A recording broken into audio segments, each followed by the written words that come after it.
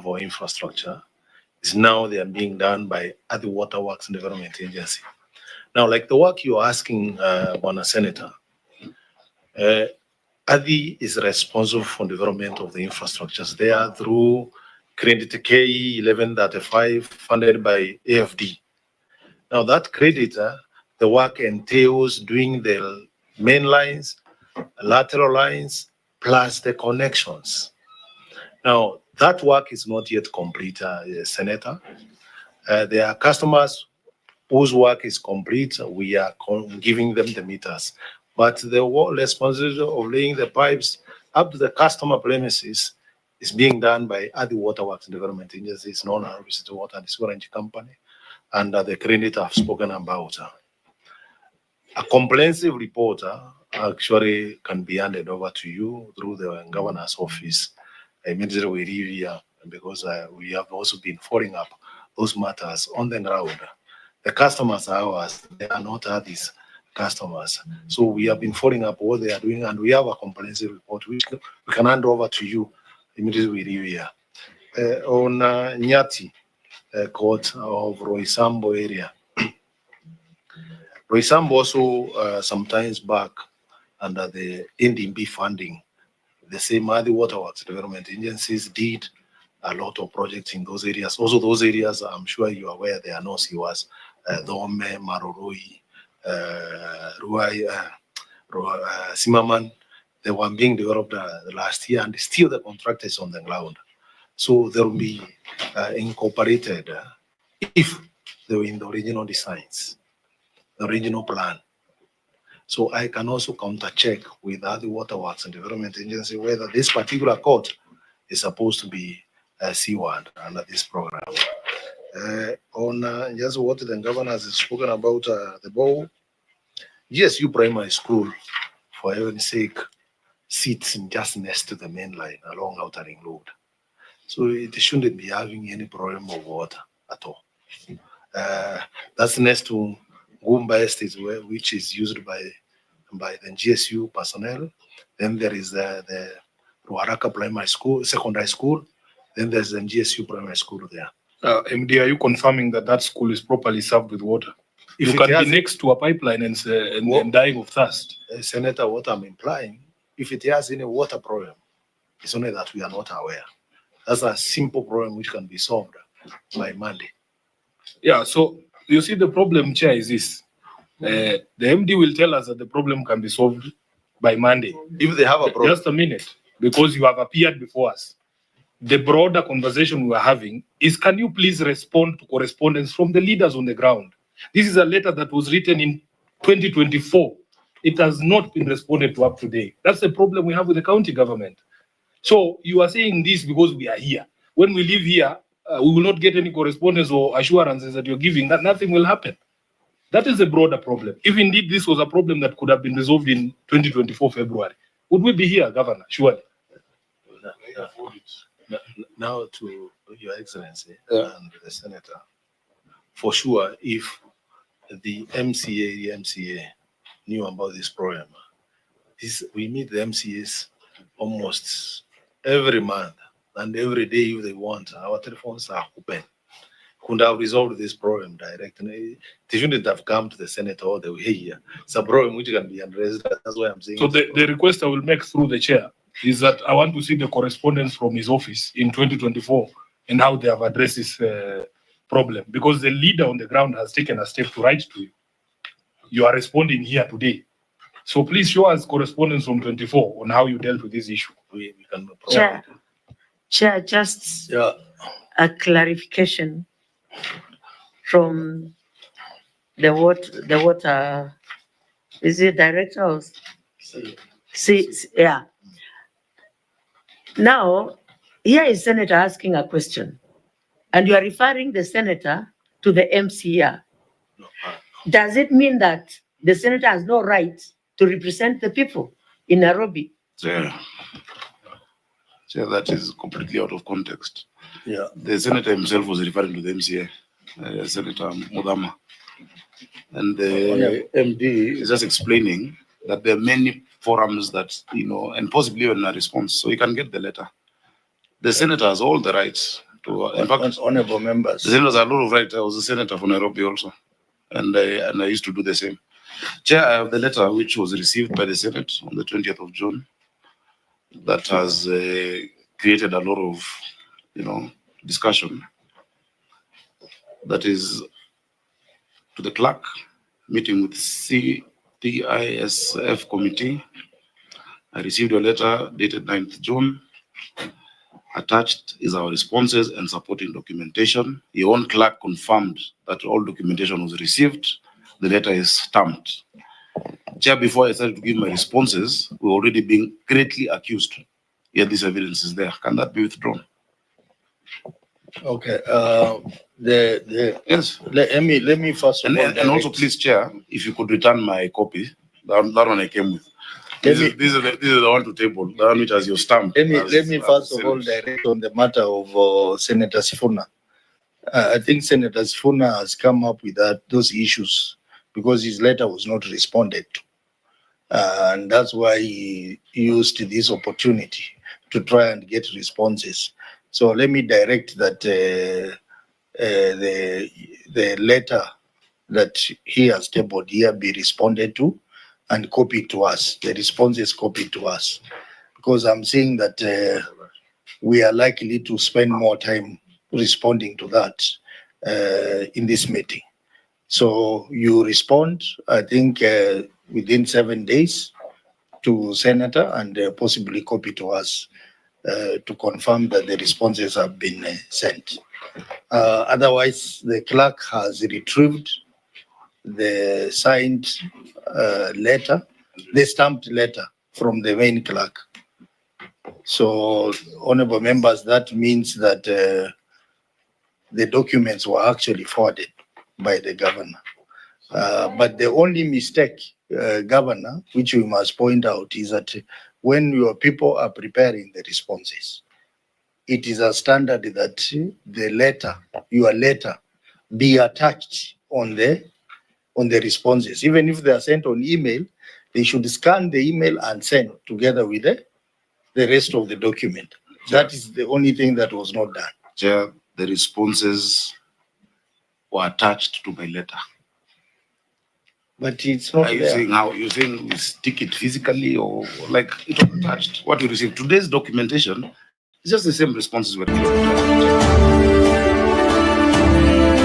the clerk is but before that, Chair, you had all manner of accusations, including people saying like,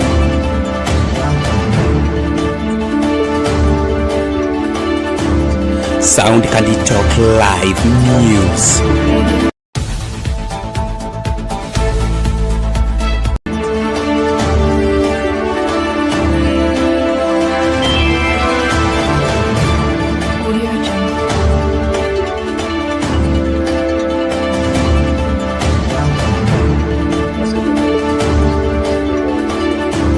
Sound Candy Talk Live News.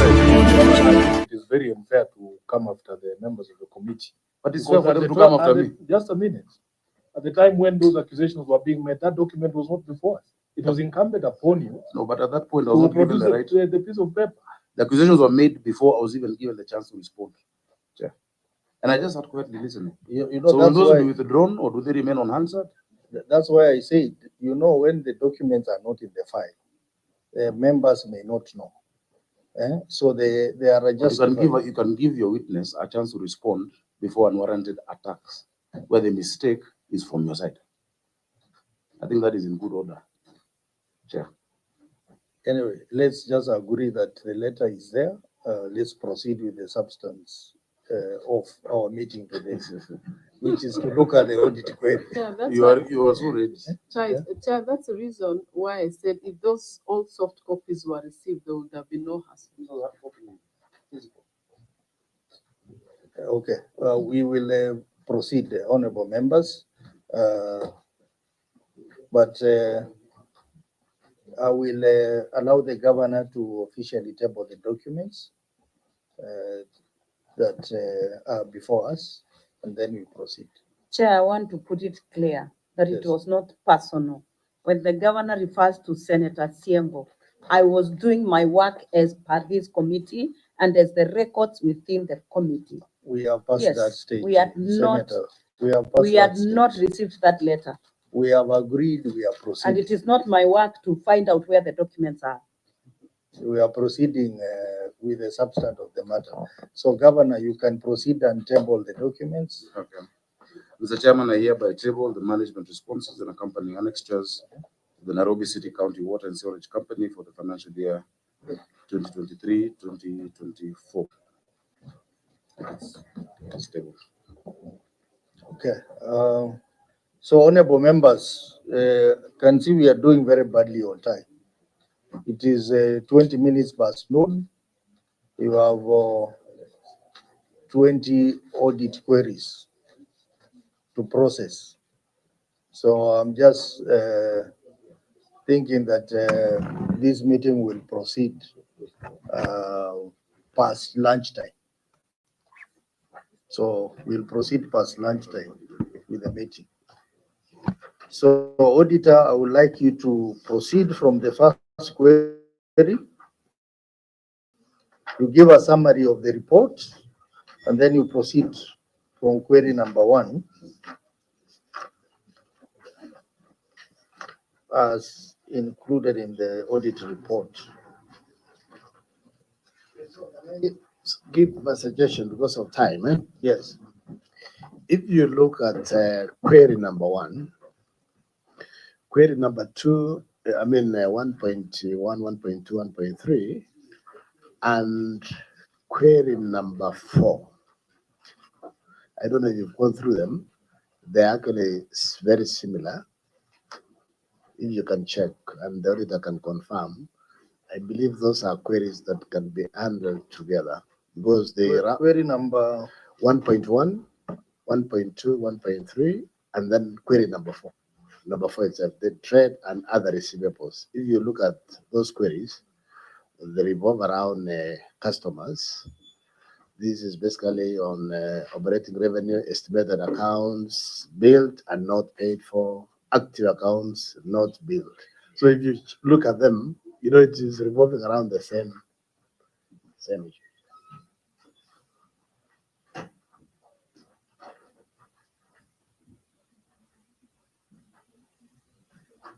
they may not be exactly the same because a query on long outstanding trade and other receivables, those are customers who owe money to the company and they have not paid for long.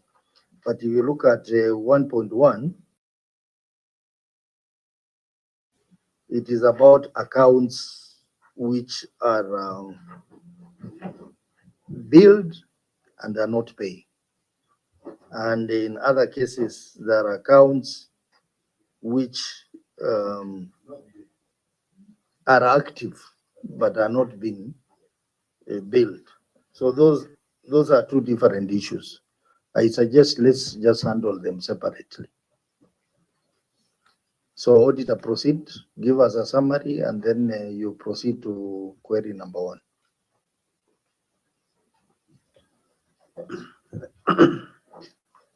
Thank you, Honorable Chair.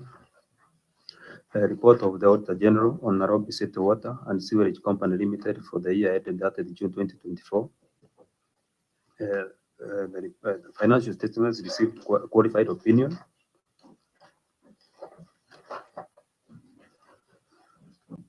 First paragraph is on inconsistencies in operating revenue. 1.1, estimated accounts for more than 6 months. The statement of profit or loss and other comprehensive income, and as disclosed in note 6 to the financial statements, reflects an amount of Kenya shillings 10,949,295,622 in respect to operating revenue. An analysis of the billing estimates data indicates that 112,612.20 accounts had their bills with an estimated amount of Kenya shillings 524,984,600.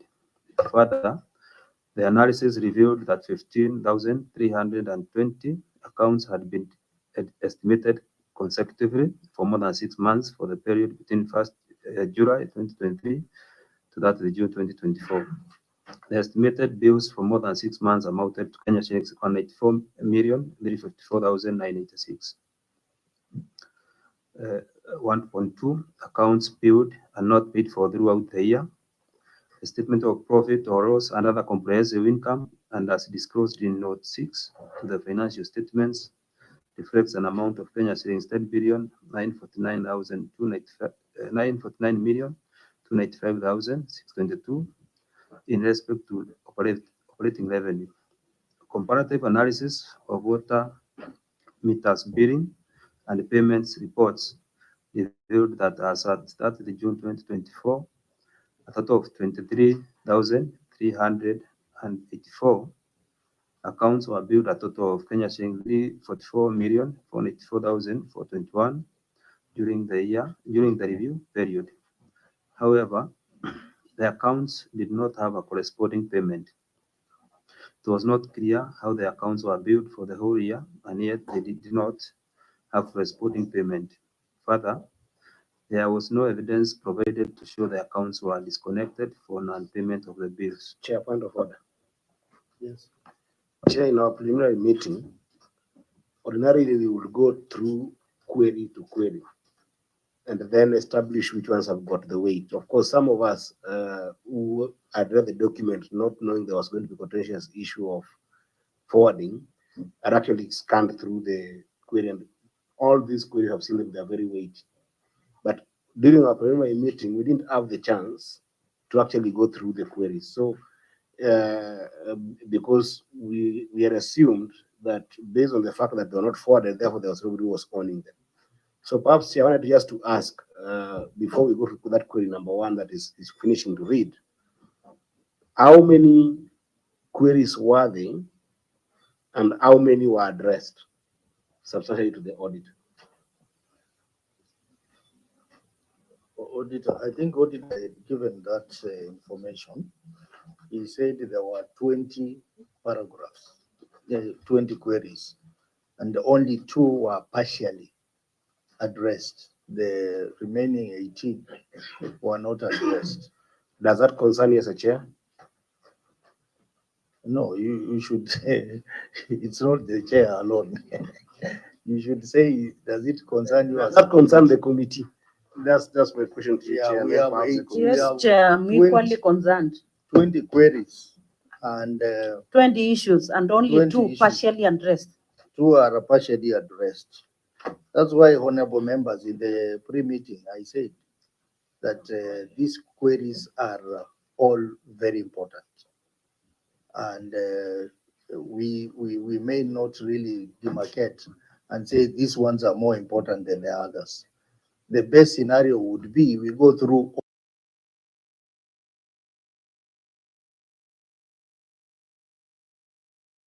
all the queries as they are. That is why we set entire Monday for Nairobi County, because we don't have a session. We were ready to process all the queries as they are, because they are very, very important. For example, the first query, we are talking about 194 million, where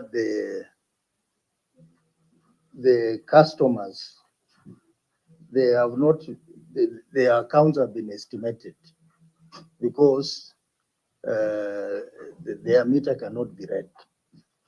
That is a very serious matter that we need addressed. So each and every query, it is weighty.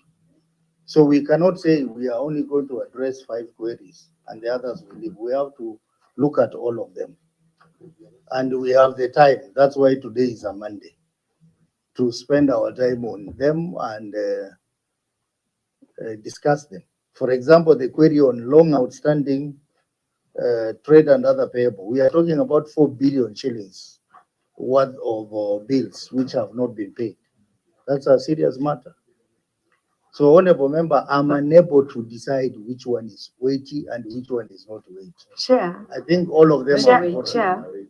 Chair, All of them are very weighty. I think the question that Eddie is raising is very important. 2, I think now if they've only addressed partially 2 of the queries, Then why can't you, Chair, ask the governor to tell us why the rest have not been addressed, and then we'll give direction from there? Senator Sifuna. Yeah, Chairman, I can appreciate the anxiety of the committee because we have spent some good amount of time arguing about ownership of the responses. But if the responses don't respond to the queries, then the question arises what we are doing here. My advice, my own advice from our own engagement at the Public Accounts Committee, we usually give the entity opportunity to answer maybe 3 or 4. And if you feel that we are not heading anywhere, the responses are being given unsatisfactory, then there is really no point to go all the way, because Auditor General, this process is not supposed to be happening before the Senate. The audit is supposed to be completed with the Auditor General. So if they are given opportunity to respond to queries, and the auditor is telling that telling the committee that even after the responses have been received, only 2 of the 20 issues have been addressed, then you must test the responses by the governor on a few issues. And if you feel that there is no movement in terms of the quality of the responses, then you make a decision, because it will be very unfair for us to just sit here and be told stories that don't respond to the queries that have been raised by the Auditor General. Chair, as the governor responds, I know the customer's deposit was not one of the questions, but I would want to know how safe is the customer's deposits and in which accounts they are in. Senator Mudama, I directed on that.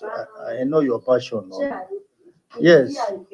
Yeah, it will Is come. here he can answer that. It Chair. will come. I want us to be systematic. We have just started the first way.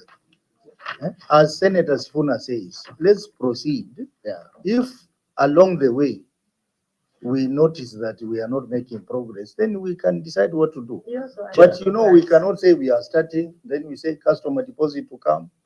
I said customer deposit is an issue. It's not in the audit query, but it is an issue that we have picked. We will raise it at some point, and you'll be given that opportunity to raise it. Chair, Honorable Member. Chair, to make progress, Yeah. let's test what Senator Sifuna said, so that at least we make progress. You know, we have argued, we've been here for the last almost 3 hours. Yeah. Let us proceed the first 2 or 3 questions. If we are not satisfied, then we tell them to go. Yeah, we make a decision. Chair, Otherwise, we will just argue. you know the issue, the first query has 3 parts.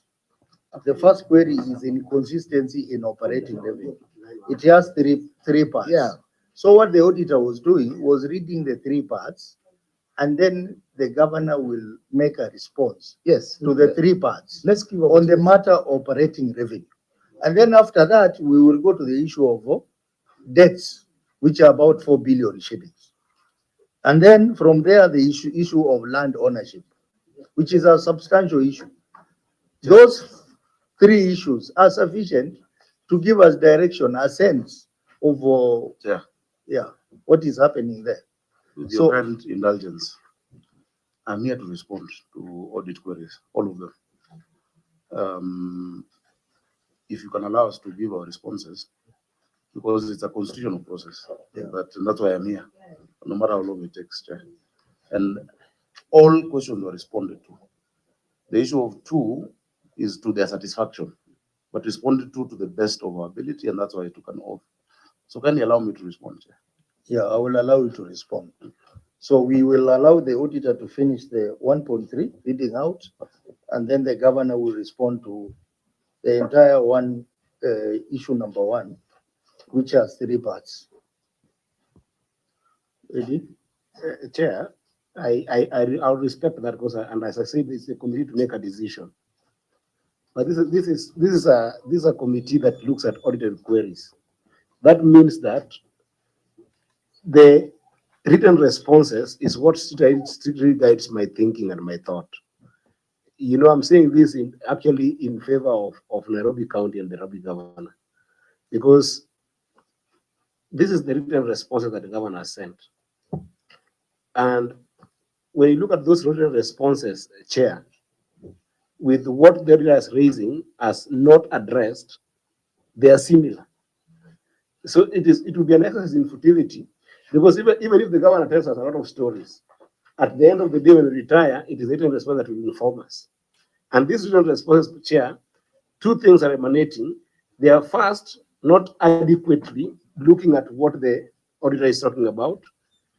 They are also not responding to some of these questions that are very substantive.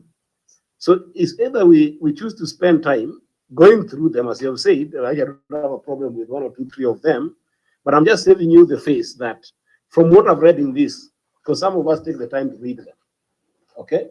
From what I've read in this, chair is not adequate, and you're going to meet the same. So Can I make a request, just on behalf of the people of Nairobi? I think it is important for these conversations to be had.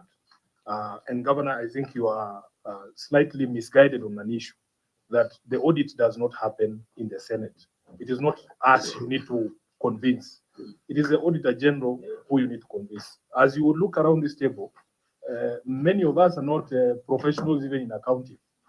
We are, you know my profession, I'm a lawyer. These officers are here to guide us. They are the ones you need to persuade or convince that an issue has been sufficiently addressed. I am also audited, as you know, as SG of ODM. The responses we give are to the satisfaction of the auditor, not anybody else. So if the auditor says, Governor, that of all this material that you presented here, you have only partially responded satisfactorily to two, it should bother you as the CEO of the county. So me, my suggestion would be the same. Let us try and test these responses, because some of them, just from a cursory look here, are just ridiculous explanations. And if you insist on proceeding, Governor, let us proceed. Yeah, that's why we're here, to proceed. Yeah, honorable members, let's proceed. Let's proceed. So auditor, please finalize with the 1.3. Thank you, Honorable Chair. Paragraph 1.3, active accounts not billed, the statement of profit or loss and other comprehensive income, and as disclosed in note 6, the financial statements reflects an amount of Kenya shillings 10 billion 949,295,622 in respect to operating revenue for the year ended 30 June 2024. Comparative analysis of water meters and billings revealed that as of 30 June 2024, a total of 10,192 active accounts did not receive any billing during the review period. It was not clear how the active accounts were not billed for the whole year and yet were still active. In the circumstances, the accuracy and completeness of operating revenue of Kenya shillings 10 billion 949,295,622 could not be confirmed. Thank you. Okay, Governor, your responses.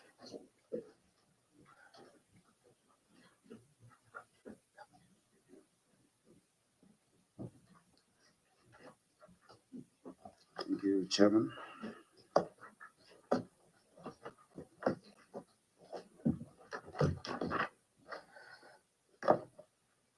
Chairman, on the first question, and thank you for the opportunity to respond to that.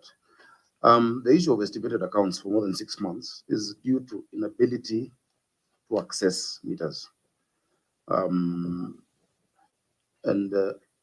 I'll allow the MD to give you more details of what we're doing, because the areas where just accessibility, the gates are closed, Maybe before you allow the MD, just read the responses verbatim as it is. To address this, the company is sensitizing the customers on self-meter reading through SMS reminders and the location of meters outside the gate for accessibility. I'll ask him to expand on that. MD. Thank you so much, Chairman, the Governor, and the members of the committee. It is true, Engineer Muguna, just put the mic closer to. It is true, the meters we have estimated over a period of time. And most of the accounts we estimate, the accounts which we cannot be able to assess because maybe the gates are locked, the owners are not in the house. And what we are doing on such accounts, we have upgraded our billing system so that we can be able to be sending SMS reminders to our customers whom we are estimating the accounts. Once we estimate 3 times, we send you, or rather if we are unable to read for 3 months, we send you an alert telling you we are unable to access your account. The other thing is, if you become notorious, we actually write to you and tell you the meter must be moved from inside your compound to outside your compound, or where we can be able to access it easily. And that's what we are doing with many customers in this category. Thank you. Honorable members, let me start with Senator Sifun. Yeah, so Chair, just let's try that response, Governor. These are 15,320 specific accounts. Yes. You are telling us for 6 months, you go and there's no one at this gate. 6 whole months, 6 times, that's half a year before the Auditor General flags it. Now, what we are saying is we are aware about this account, and this is That's what not we the are question. For 6 months, every single time your officers go there, there's no one at home to open the gate. That's what you're telling the Senate. doing. Yes.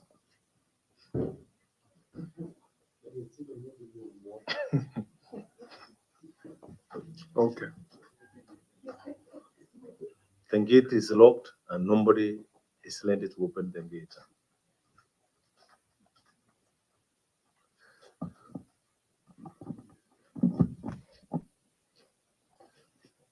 Let me hear from the auditor.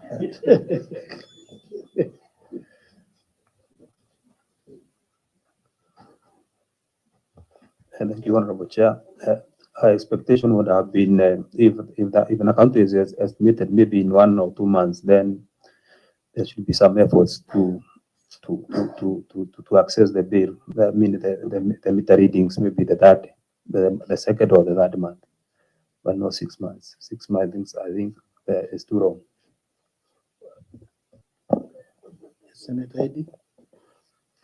Chair, you'll understand my frustrations.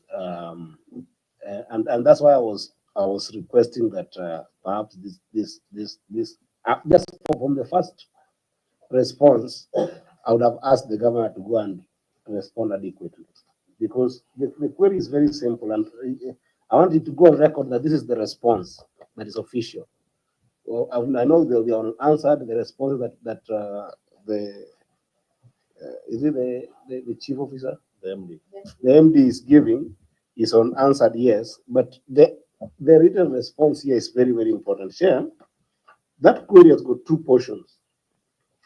Okay, there are accounts that were billed and not paid for throughout the year.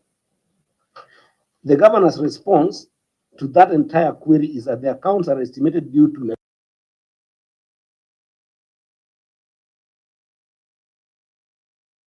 ability to access the meters. No, that's a different question, Senator Eddy. I was answering 1.1. Yeah, we are still on 1.1. Yeah, that's 1.1. But you're asking 1.2. No, wait. It is 1.1, 1.2. The answer I've given, which you've asked me to read out, is 1.1. Yes. So wait for me to answer 1.2. Yeah, I'm coming to that. But accounts billed and not paid for is not about access. I'm coming to that. Just be patient, Governor. Okay. You have got 15,000 accounts that had been estimated consecutively for more than 6 months for the period July 1st, 2023 to June 2024. The estimated bills for those months are given there. The reason why they are related all the way to 1.3 is because this is not a denotation. The denotation basically shows what could have explained 1.1 in terms of accounts that were billed, okay, and what could have showed the accounts, active accounts that were not billed. You get what I mean? No. So, You know, I've given my answer. If you have another different answer, it's different. no, it's not about your answer. Are you asking a further question? It's about the audit. Honorable members. Chair, Governor. can I seek a clarification from you? Honorable members, please. I know you are anxious to ask questions, Governor. but let's follow the That's procedure. systematic. 1.1. First of all, the question, it's the chair to give you a chance to ask question. You don't just ask without the approval of the chair. And then number 2, let's be systematic. You know, we are getting mixed up. We are handling 1.1. Let us exhaust the issue of access. Like Honorable Sifuna had asked, surely for 6 months, you can't access the premise to check the meter. I mean, once we have exhausted that, then we'll go to the issue number 1.2, which the governor will respond to and will ask questions. Because we are now wasting time by going back and forth on these issues. Chair, Chair, my understanding of this query is simple, okay? They are all correlated. There's a correlation here. That's why I wanted to ask that if it's possible, Okay, let the governor read all the responses up until 1.3, then you'll see the question I'm trying to bring. Because when you look at how number 1 has been answered, it informs number 2, where number 2, the issue of billing, the account that accounts billed and not paid have been brought, but the issue of distribution of the modeling is the answer, the response. They're not connected at all. Number 1 is accounts where you have not seen the meter. Yeah, Number 2, we have billed them, but they have not paid. We Those are understand that, different Governor. Just maybe on that same question, clarification from the engineer or from the governor. Governor, paint for us a picture of these 15,000 accounts. Where ordinarily are these accounts that you would go for 6 months? Are they secure? Is this state house or is it security installations? Where are these places? Because you cannot tell me, with all the force that we see you, with all the force that we see the county government of Nairobi, even breaking down gates. There was an institution there, what was it called? A mosque or a synagogue that you were clamping for it with all the might of Nairobi County government. You are telling us there's 15,000 people who you cannot access their meters, and also shed some light on who is supposed to do relocation of meters. Whose job is that to do relocation of meters? Engineer, just tell us where these 15,000 are. Are they security installations? What are they? So, okay, let me combine the questions. Senator Kisang, Thank Senator you, Mbugua, and Chair. then the governor will respond to all of Thank them. you, Chair. You And, remember, Amida. Chair, you remember I told you earlier, number 1.1, 1.2, 1.3, and 4 were very closely related. We would have answered all of them together if you had accepted, but we accept your direction. Number 1, Chair, on estimated accounts for more than 6 months. You know, the governor and the CEO has told us they are doing since their session, but you know, they have not come out clearly to say they are already giving notices. If I cannot open my gate in Karen, there should be something you will drop under my gate so that in the evening when I come home, I'll have a notice from the county government saying, please allow us, or we give a date so that the meter can be relocated outside the gate. And then secondly, Honorable Speaker, I expected also, the CEO and the governor to tell us, if it is difficult to access, what plans do you have then to install smart meters so that you can disconnect without going there? Yes, Senator Mbugua. Thank you, Chair. Governor, I know these responses were prepared for you by your staff, but with all honesty, it is not possible that for 6 months consecutively, the same number of 15,320 from month 1 to 6, you are not, it was not able to access. Probably it have been, the response would have been more accurate if this number is differing from 1 month to the other. But for it to be consistent, the same number for 6 months, it's not practical, Governor. Your people are misleading you.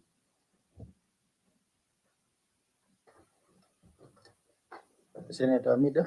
Yeah, I think Bwana CEO was asked what efforts has he made so far.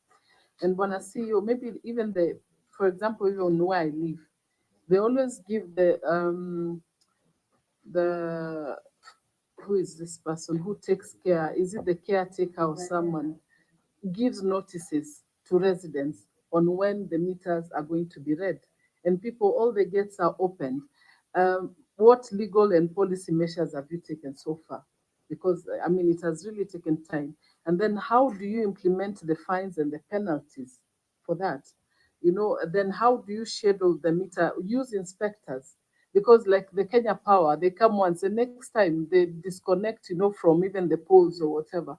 So what efforts have you made? I mean, it will take about 6 months, seriously. And you've not shown any efforts that you have made. In fact, this is actually a big improvement, Chair. Chair, 15,000 meters accounts sound so many, but in the wider context, that's 6% of all the accounts in the city, 6%. So let me have the MD answer the specific questions to him. And even, cases even of attacks of this stuff, the areas where they are repulsed, just give them a full context so that they understand. But within the context of 15,000 out of close to 300,000 accounts that are metered, that are, they're not estimated, Chair. Thank you so much, through the chair again.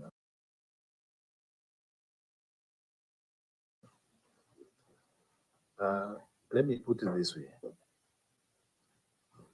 We strive as much as possible to ensure we read all the meters in this town. And all these meters, we have referenced them through GIS system so that we can be able to assess them when we need. And we know where every meter is. At times, our staff will go to those premises, actually, and dogs are opened to them. And we can provide evidence for that. At times, staff are crowbarred properly. We can provide evidence for all those things. And they become court cases where our staff want to read the meter, the customers don't want the meter to be read. Or a staff, or whoever is left in the compound is maybe a house helper, and she has instructions. Don't allow anybody to come to this compound. When you try to go in, our staff, those people opens the door for them to mow them. Please, we have been trying to ensure we read all these meters. And just like the governor has said here, we have around 250,000 account meters to read. We move around the whole city every month and we ensure these meters are read. These ones which we are saying, people, they are not being read. The others we have actually moved outside the compound, and we can provide evidence that we have been leaving the messages which Mheshimiwa is talking about.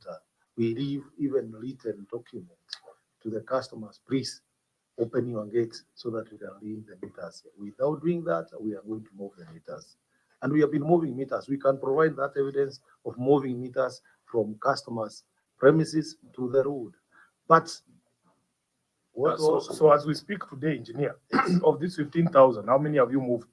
I may not have the figure of it, but we can provide the ones we have. It's an estimate. You can estimate meters, but you can't estimate numbers here. The meters, we know them often. Yeah, so that's what I'm saying. Would you put the movement at 10% so far? What you have done? Because that's the only that number. Yes. Of the 15,000. Yes.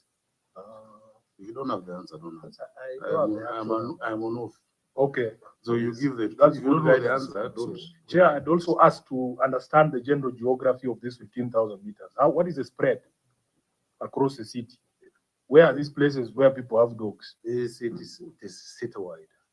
Citywide. Yeah, including even a place like Buruburu, the areas where people don't allow you to enter. But Engineer Muguna, through the governor, have you sought a court warrant to access these premises? I think it's just it that there are many legal processes, including court cases.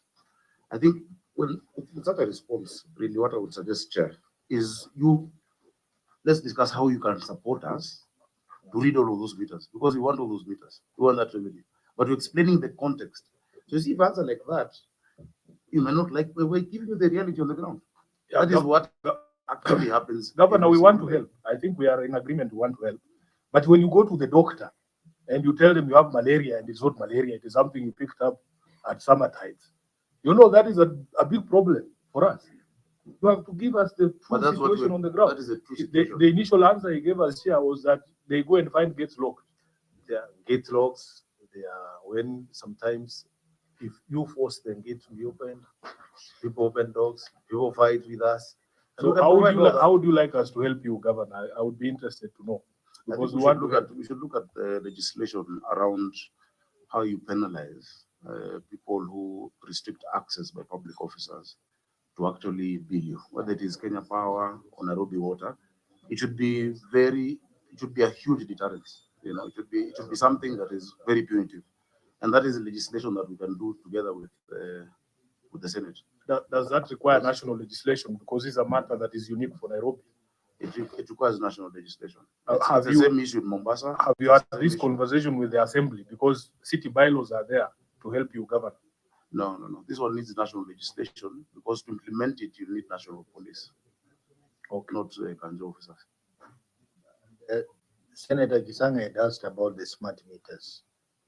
We can As a make solution the to that. process we are at in getting into smart meters. If you can give an overview. Thank you so much. On the smart meters, Mheshimiwa, a mechanical meter, or the meters we use today, they have inch meters most of the customers use, who are around 96% of our customers. A smart mechanical meter will cost 3,500 shillings. A smart meter of the same size will cost you around 15 to 20,000 shillings.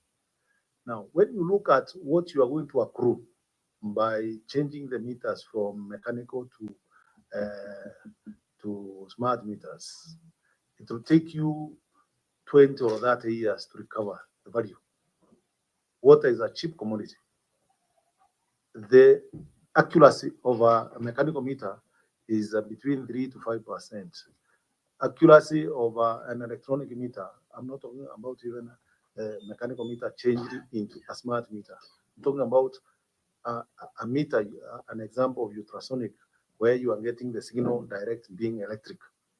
So the errors are very low. That is a 0.5 to 1%. Now, when you subtract those errors, that's what the value of the what the customer is billed. The difference between the two errors is what becomes the value you are going to accrue by changing the meters to smart meters.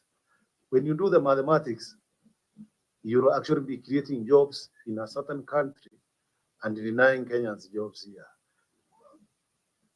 So it is not my advice to the country to move to smart meters as we talk today. Okay. Chair.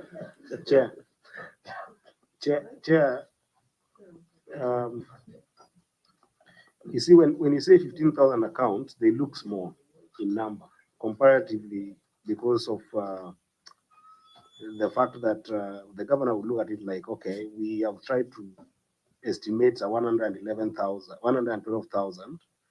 But you see, this query is a P&L query. It's a query on revenue lost entirely if you go through it until 1.3.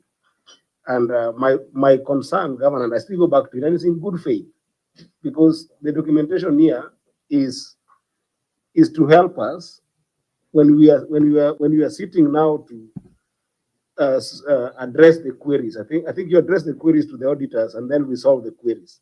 When we sit to solve the queries, is we at the end of the day go to the written responses. You see everywhere you're saying there, Governor, your response to that 1.1 is just one statement. There is no access. But then what the MD is responding to is more comprehensive than what is written here. You see my concern? Because at the end of the day, how you will solve for this issue is pegged on how comprehensive you capture the challenges that you're facing. And then after capturing the challenges that you're facing, highlight some of even the remedies that could be put in place.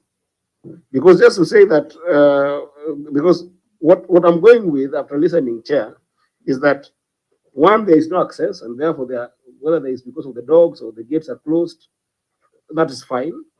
But then the substantive response to it is sensitization to the customers. We will do some form of sensitizing the customers, and then hopefully this will work. The reason why that's problematic is because there's two parts of that query. There is those that add some form of access. That's about 97,300. And then there is those that you have consecutively not been able to access the 15,000 in question. The total of them brings you a revenue problem of over 700 million shillings. That's what should ring the bell. That it's not about the 15,000, it's about, or the 112,000, it's about the revenue that's going to be lost as a result of not being able to access them. So I appreciate your response now, which I don't appreciate in your one statement to respond to the committee. I don't know whether you're getting what I'm saying. The response here is not comprehensive enough to solve this problem. What you are saying is in fact, I'm now empathetic. But surely, even when Senator was asking you about the map, is a question to us going to address where these problems are. So I wish that you could go and become more comprehensive with that answer in your written submission. Because otherwise, there's no strategy to address this query at all. And maybe the auditor will be satisfied with the approach of having a comprehensive response to these questions. Chair, everything we have said is about accessing the meter. If the response is to give wider context, Chair, you never respond to all these queries because you write paragraphs. Now I start describing dogs and start describing house girls being told not to open gates. The question is, why did you estimate? The answer is there was no access.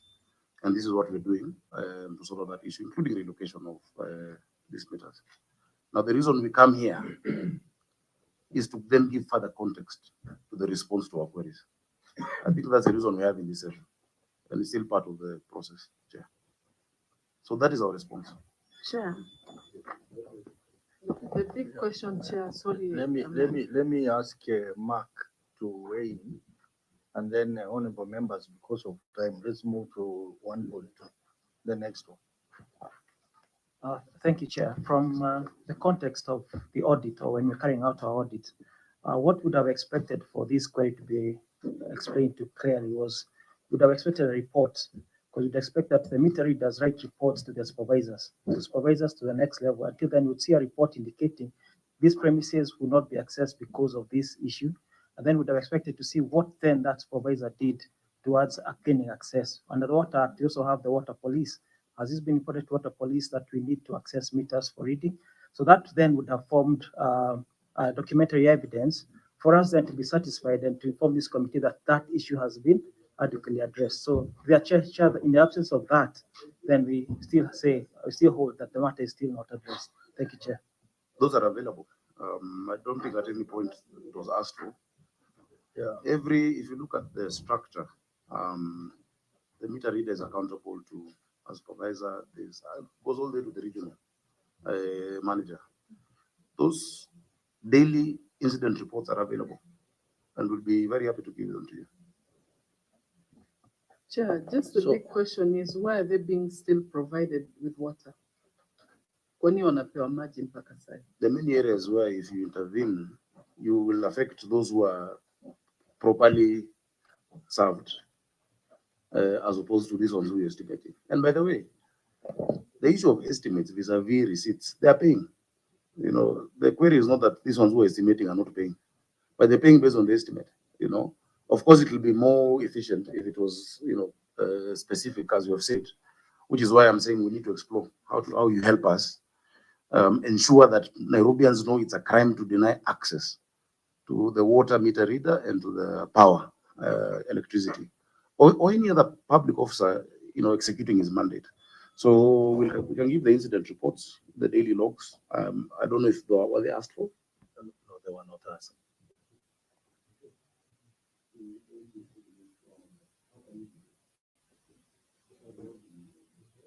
See, Chair, it is for the entity. Once a query has been asked, like that progress report of the number of meters that you've been able to move, what you've done, that would satisfy the auditor, governor, as to what you're doing as an entity. And then you say, progressively engineer that in the next 5 years or so, we will have phased out this issue of estimating meters.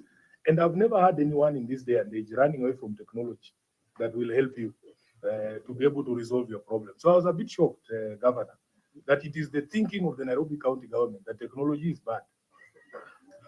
That you will not advise people to adopt technology. We are doing smart meters in electricity government. That is what your view is. That's not That's the what he said. position. He has explained the cost vis-a-vis the return on the accuracy of a smart meter and what do you call this? And the mechanical meter. That's just what he said, you know. Chair, can I answer number 1.2? Yeah, you can proceed to 1.2, but I just wanted to say, my clerk is telling me that on page 5 of the report, there is a query on material uncertainty in the audit report. Material uncertainty in relation to going concern.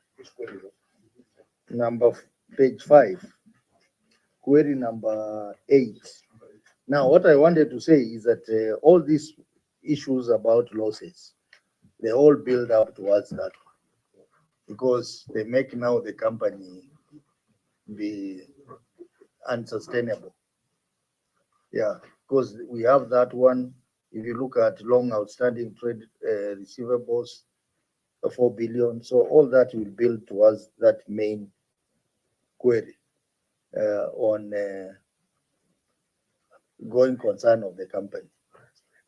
So I think it's in the interest to try and find out a solution to this problem. And I think one of the solutions is legislation. Yeah. And there was a bill called Critical Infrastructure Bill, which was supposed to address such things. So I think maybe from our end, we can try and fast track the legal aspects. But Engineer Muguna, you can't run away from technology. Technology will be expensive initially, but it will help you save a lot as you go on. But Chair, you don't just adopt technology for the sake of it. Yeah. It must give a benefit. That's why you create it. Now, if the cost of it is actually, as you're saying, going concern, it's not commensurate. Before you do any new, engagement, you do a viability, you do a feasibility study.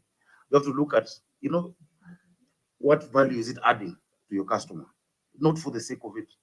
Otherwise, that will be the second query. That's what you'll be asking us next time, So sometimes it sounds very exciting. But, and I'll give you an example. We did a whole study with Eureka about, not Eureka, there was a big study on solar streetlights. And Chair, these are experts globally who have shown us that we're at the point of technology we have today, because it sounds like they solarize the whole of the city. In 3 years, most of those lights are lighting from 6 to 9 p.m. and going off. And you have to replace. It sounds nice to say let's run towards this technology, but you have to be prudent in understanding what are the real facts, what is the cost, how do you install it, what benefit are we getting. So, as we believe in technology, Chair, that is how we've raised the highest revenue, Nairobi Water. He's told you about the GIS. I have a dashboard. I can tell what everyone is paying every day from across the city, But before I got into office, they had only hit 8.9 billion. First year we did 10.5. This last year you've done what? 13. 11.8 billion. It's going up, and that is our intention. But it can only go up when you're prudent in the decisions you make. You don't just do it for the whims that it sounds nice to do 1, 2, 3. Those are management decisions, Chair. Okay, let's make progress. So 1.2. 1.1, you can read them simultaneous. 1.2, 1.3.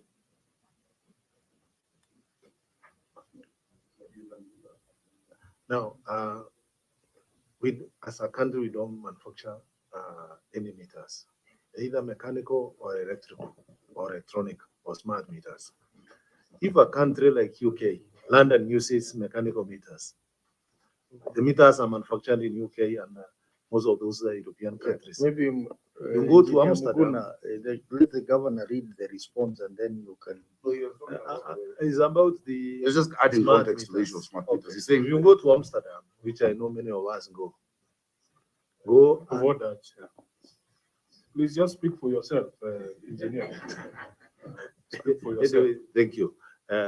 Thank you. If you Google where you are seated, I believe everybody has a smart meter here. If you Google, you'll find the smartphone. You'll find Thames Water in London uses mechanical meters. You'll find Waternet of Netherlands uses mechanical meters. And you'll find many of those countries, they actually even started metering water 2012, not even. Okay, so now that you have That's Googled, enough. how many workers in those water companies have been set upon by dogs because somebody refused to open a gate in London? How does it happen there in Amsterdam? Now, it doesn't happen in those countries Yeah, because so please compare apples to apples. The situation in London is totally different from our situation here. The countries manufacturing the smart meters are not using them. That's the point the MD has made. They're manufacturing for people who would be excited by the word smart meter, but they are not implementing it. Chair, 1.2. Chair, let- Chair, let's- I know we want to move to 1.2, but I always wear the blue hat in this in this committee, Governor. At the end of the day, this exercise must end on a resolved query. Are we getting it, Chair? It must end on a resolved query. So, Chair, I wanted a direction on how does the governor approach query number one in terms of documentary evidence that is supposed to be given to the auditor within watch time? Because while we might over focus on the issue of access, we have also had, you see there, we've also had dubious bins where corrupt meter readers are also there. That will also be another issue.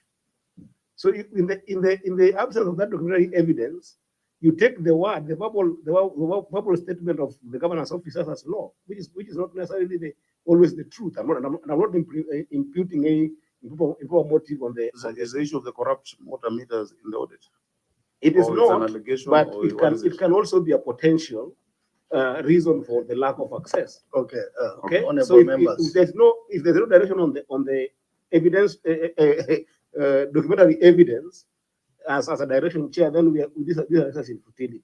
Okay, I think the governor mentioned that there are incident The reports. incident reports in the logs. So maybe we can ask the auditor. Auditor, you can try and sample out the incident reports for these Yeah. accounts. We would And want them then- to come physically. Yes, You can imagine how many there are. there are many. It's very, very bulky. you know. So I think that's very important. Number two, we have directed that maybe the issue of legislation be looked at. Yeah, but this query remains unresolved because the auditor will continue raising it. So long as people, the estimated accounts are still there, I'm sure the auditor will continue raising it until the query is fully. I think it would have been useful also to show cumulatively over the past few years, is this number going up or down? You know, because there's been tremendous progress. So this 15,000, which is 6%, is actually a great reduction. So let me direct like this, the auditor, you will look at the incident reports, you look at, you analyze the trend from the other years to present and provide those reports to us, maybe in the next 30 days. Yeah, Chair, they should not forget the update on the meters from the 15,000, what they have done so far, the ones that have been relocated and so on and so forth, and Yeah. then they can give a time estimate on when they think all those 15,000 will be done. Yeah, that's another, but that now will be a response from the county government. I see, SCC, you are trying to raise your hand.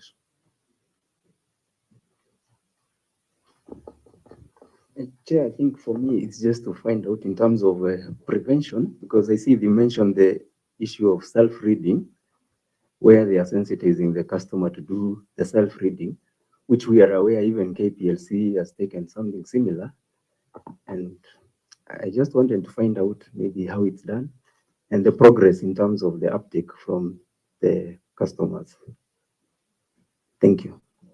The other issue could be the issue.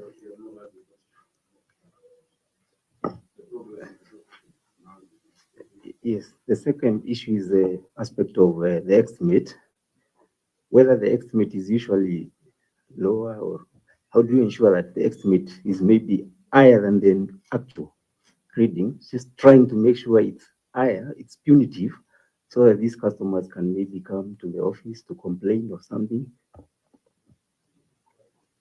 No, yeah, thank you so much. You can proceed, the chair. The second bit may be one of the solution. Uptake of self-meter reading. Actually, people are taking it up, particularly those who have gridlocked or those who live in the informal settlements, where it's a bit difficult for us to assess the meters. So people are taking it up, and we also go to verify. Once you send your reading, we also, after 1 or 2 months, we go and verify. On the issue of estimates, we use 3 months actual estimate, actual readings, which were done in that account before to make our estimates. And just like what the girl is Excellency said, these estimated accounts, because I had also a member saying it's a loss of revenue. When you estimate, actually some of them pay based on those estimates. So we estimate and get also revenue out of it.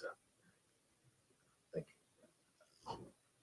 His concern was through the chair that if the estimates, you do it higher so that they feel the pinch of paying more than when they open and then you read the meters.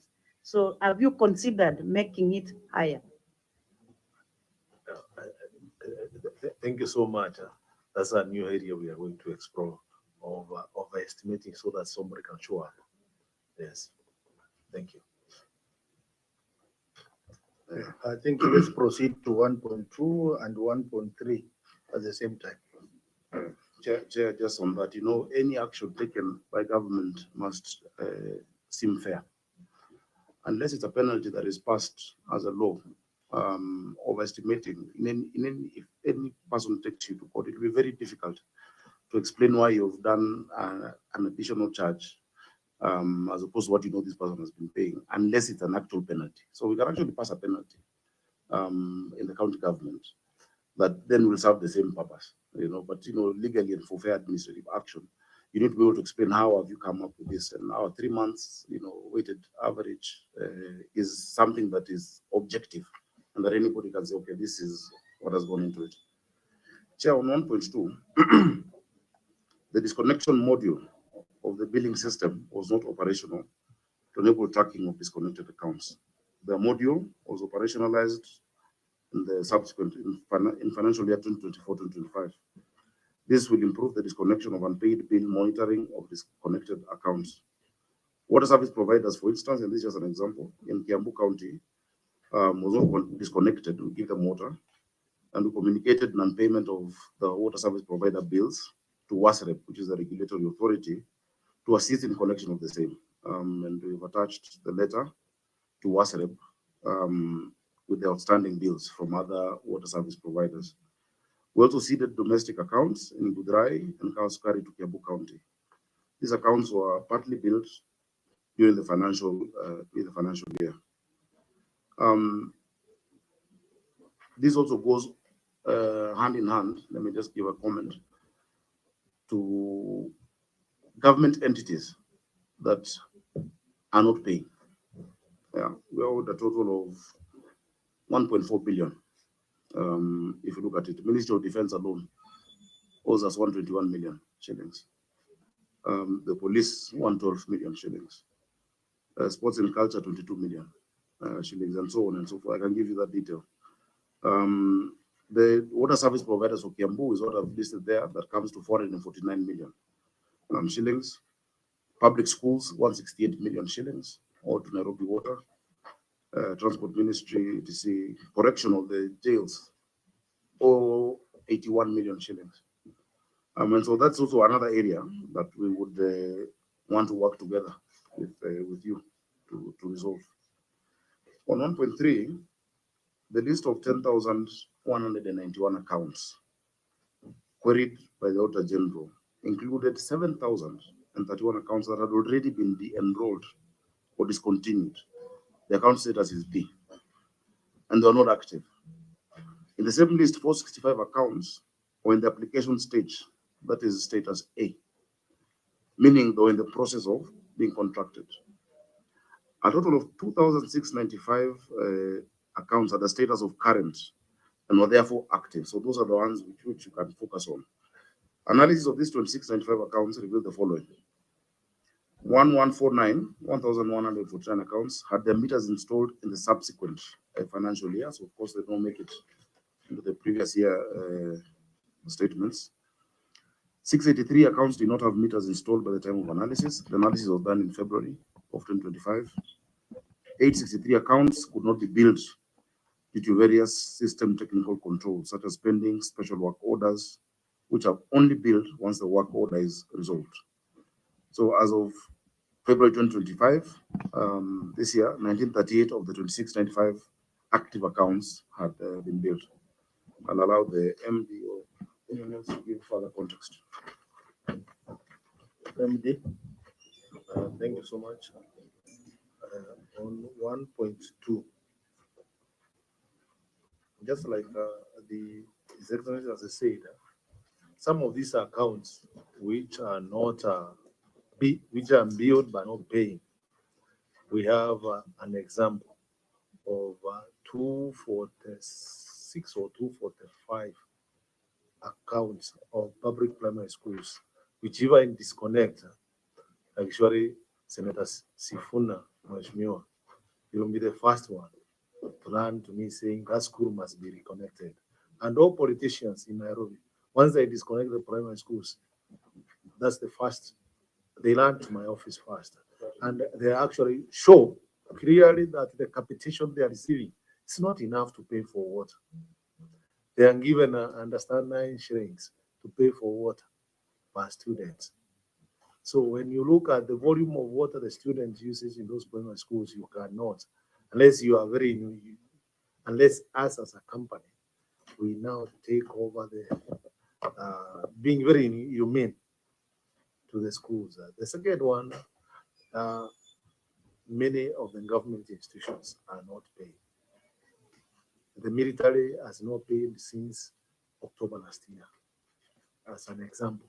Before that, still they were not paying. If you try to disconnect, you cannot disconnect. The meters are guarded. Okay, you understand what I mean? Okay. You go to Moyambis, you cannot be able to disconnect. Now, I don't know how you. Okay. How do I name the government and I'm also part of the government? It becomes very ironical. Actually, that's why we don't write some of these things in these reports. So when you come to number 13, also you will find there are some areas in 1-2 informal settlement areas. It's a cat and mouse game. You disconnect, they reconnect. If you disconnect, actually they go to the main line. They puncture the main line, they take the water without metering. So sometimes in some of the informal settlements, sorry to say this, we actually encourage them water to pass through the meter. I don't disconnect so that I can account for the water. Otherwise, what we would want to ask this assembly, the committee here to assist, is using the money you provide for the old people, the social money the government provides, and the equitable money.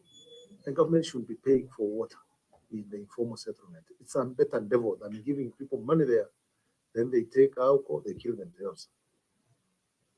So pay for water, you will avoid people killing themselves with alcohol. You will avoid waterborne diseases in the informal settlements. So the government should, instead of giving them cash, pay for water. We give them water, and many countries and many cities do that. Okay, so please assist us in that area. So some of these accounts you see, lead not paying. There are many in the informal settlements. We actually encourage them to take the water through the meter. Okay. Number 13, just the way the report is written, we have actually accounted for the meters which were said to be active but non billed As of now, it's just 600 which we are contracting, or there are some technical issues which may not allow us to have connected them. So that one has been resolved. We have done the attachment to show the actions which have been taken.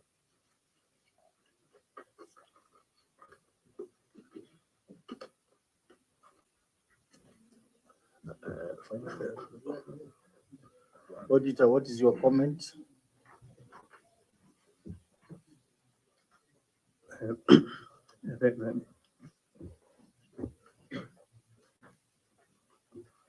Thank you, Chair.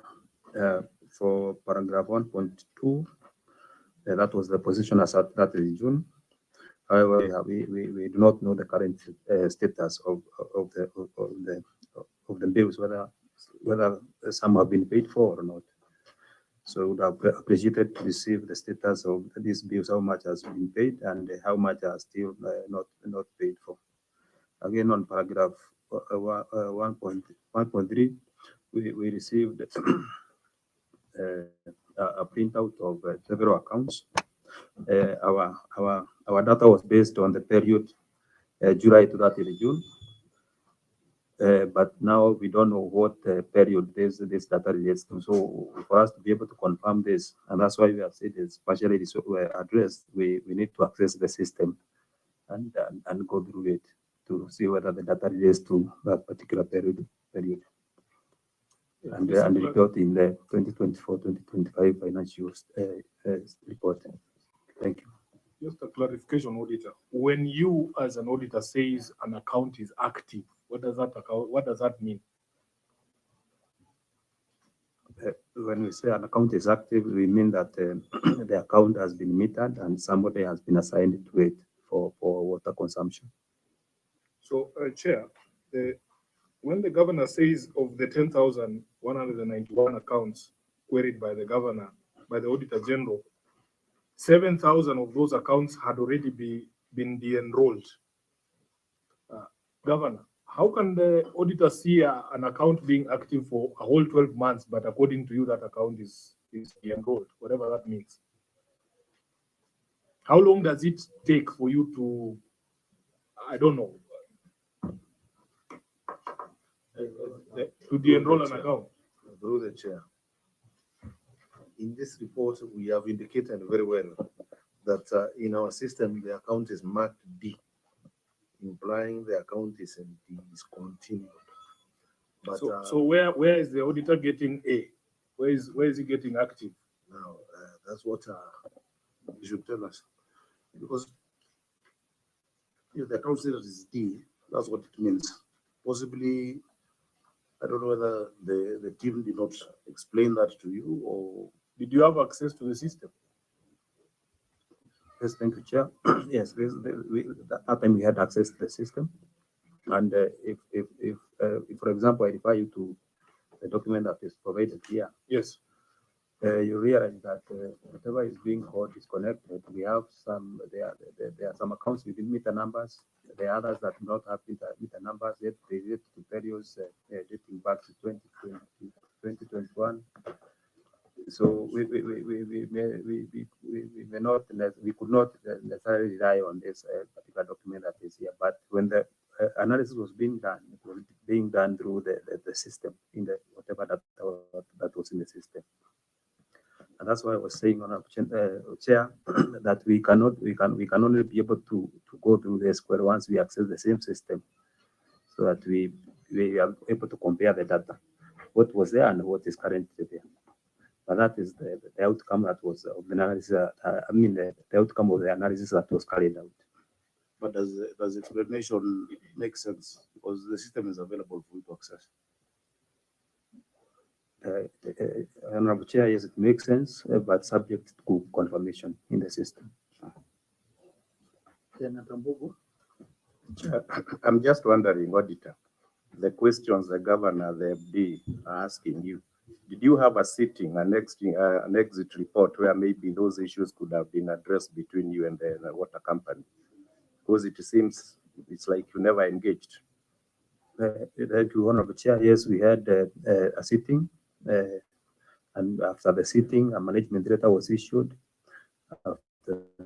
management letter. The letter was issued, we call it draft audit report, and then the audit report. So if there was anything to clear the issues, then it should have been provided during that meeting, or even during this time. Chair, I think there's a confusion here that will answer Sefuna's question.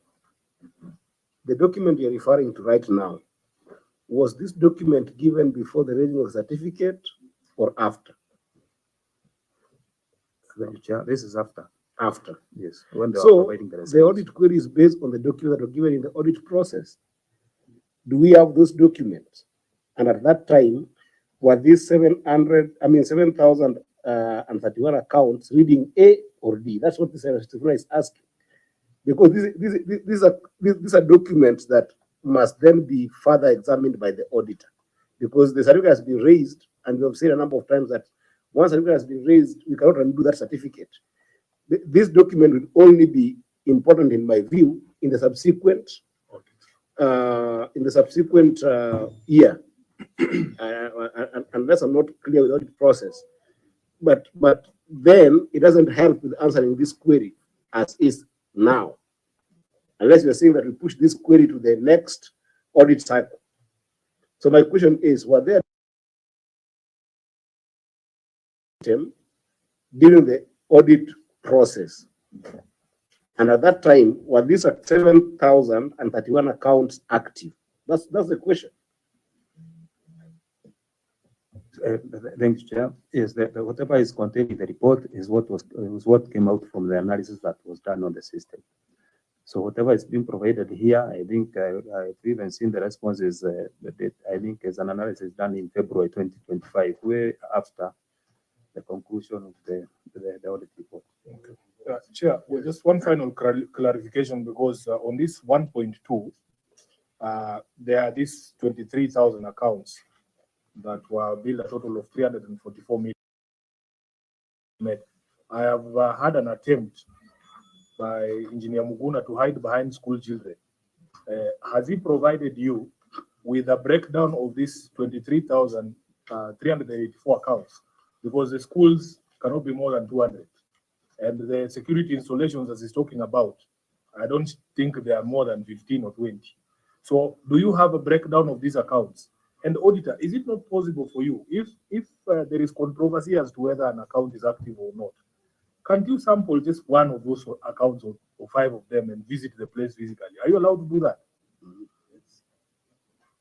Yeah, it is possible. Thank you. It is possible for us to do that. Because that's how you catch a liar. If they are saying that the account is discontinued and you suspect it is not, just pick 5 of those premises, that preferably the ones that don't have dogs, and then you pay a visit there. But do you have a breakdown of this 23,384 in query number 1.2?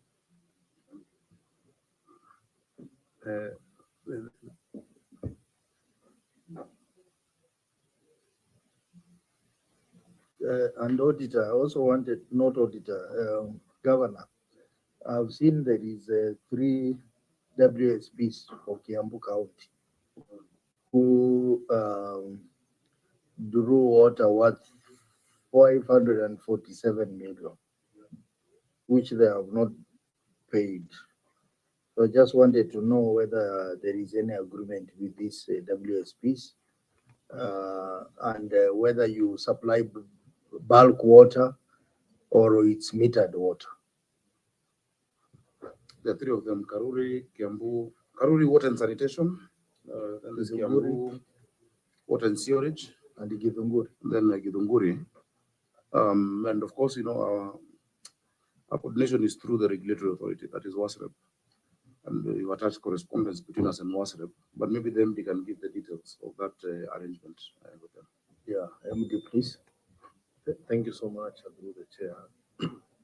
Yes, these county water service providers, we give them water through bulk meters.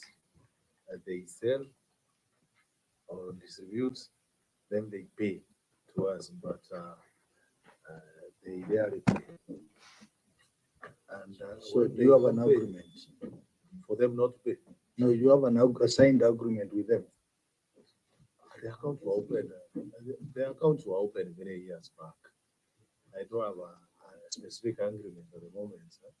But these accounts were, Kiambu water has been existing since water started coming, since like, I think 1970, 73, when the first water started flowing to Nairobi, through Kiambu. And when the system was being done, there was a provision to ensure Kiambu town gets water from the line bringing water to Nairobi. There was also a provision for Katoto to get water when the pipes are bringing water to Nairobi. And the accounts were opened those years under the default State Council of Nairobi. So there is no agreement at all with them. The connection is here of opening the document, opening the accounts themselves. It's an agreement. Jay, do you have an agreement with the water you get at home? You're a customer. You're billed.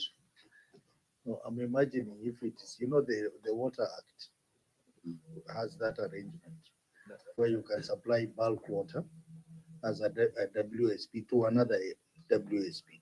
Yeah. Or you supply as a bulk water provider. So in that arrangement, there is a provision for an agreement. Yeah. You see, the Water Act came way after we have been already supplying these places. Because the Gatundu example, that is from Nyeru, in the 1974 Nyeru. But I mean, if it's for good order, it would be nice for us to create new agreements. We would do that. But we've seen no need for it so far. And actually, the Water Act, Chair, I wish we could get time to interact with yourself or maybe the relevant committee. There are a lot of provisions that are unconstitutional. Yeah. With respect to the devolved function of water. And some of those, in fact, speak to the second query.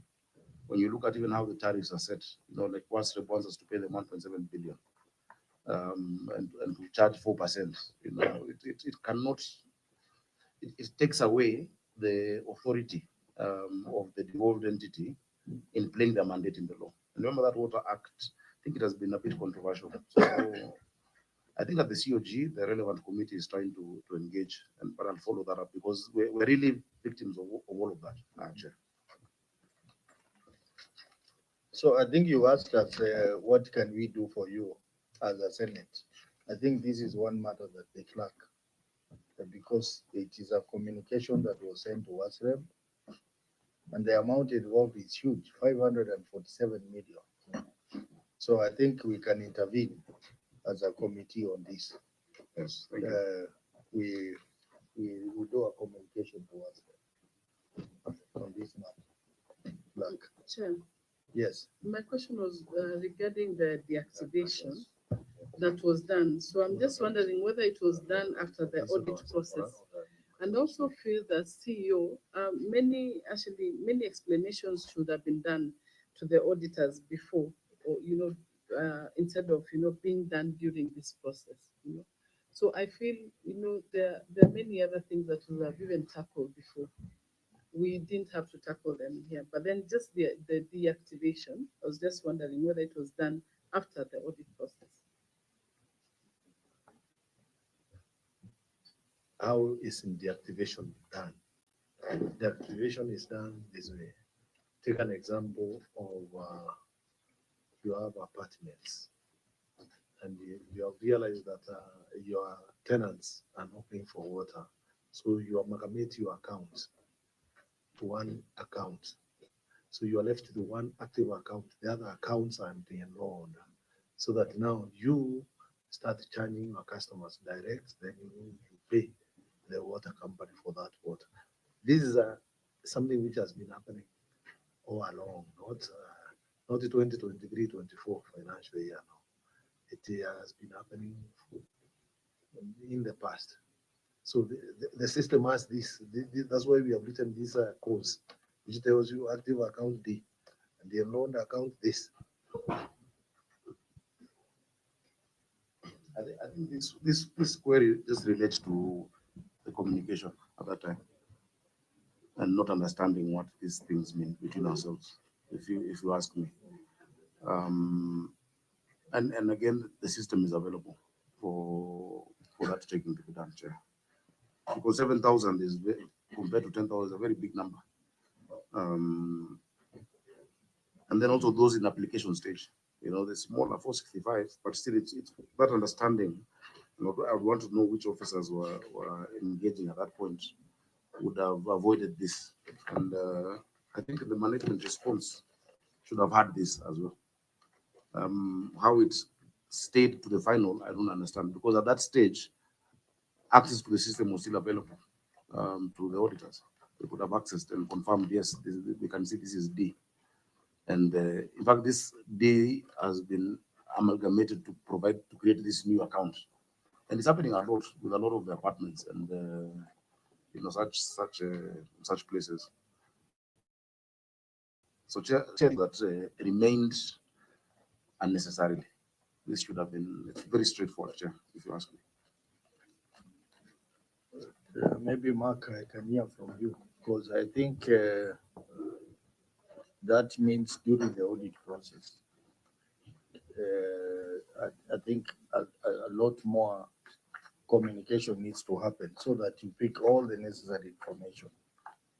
Yeah, thank you, Chair. I think the audit process enumerated under the Public Audit Act provides the client the opportunity to respond to any queries that are raised. During the audit, we are raising these queries with expecting responses. And after the audit, we also have the exit meeting, where during the meeting, we are discussing the issues that are likely to appear. And if those are responded to then the Chair, those issues are considered addressed. We then do a management letter. Now, this is in writing, where we say these are the issues that we have raised. Please respond. And where the response is not given, Chair, that issue then goes finally to the draft report. But the draft report basically shows these are the issues that are going to appear in your report. Do you have any other? Do you have any supporting documents, perhaps, to address these issues? And so at that point, then that the report appears in the certificate of the Auditor General. So, Chair, there is adequate opportunity to respond, and where that response is not given, that's when it appears in the audit report. Thank you, Chair. Maybe the finance director can confirm and clarify on this specific response. Yeah.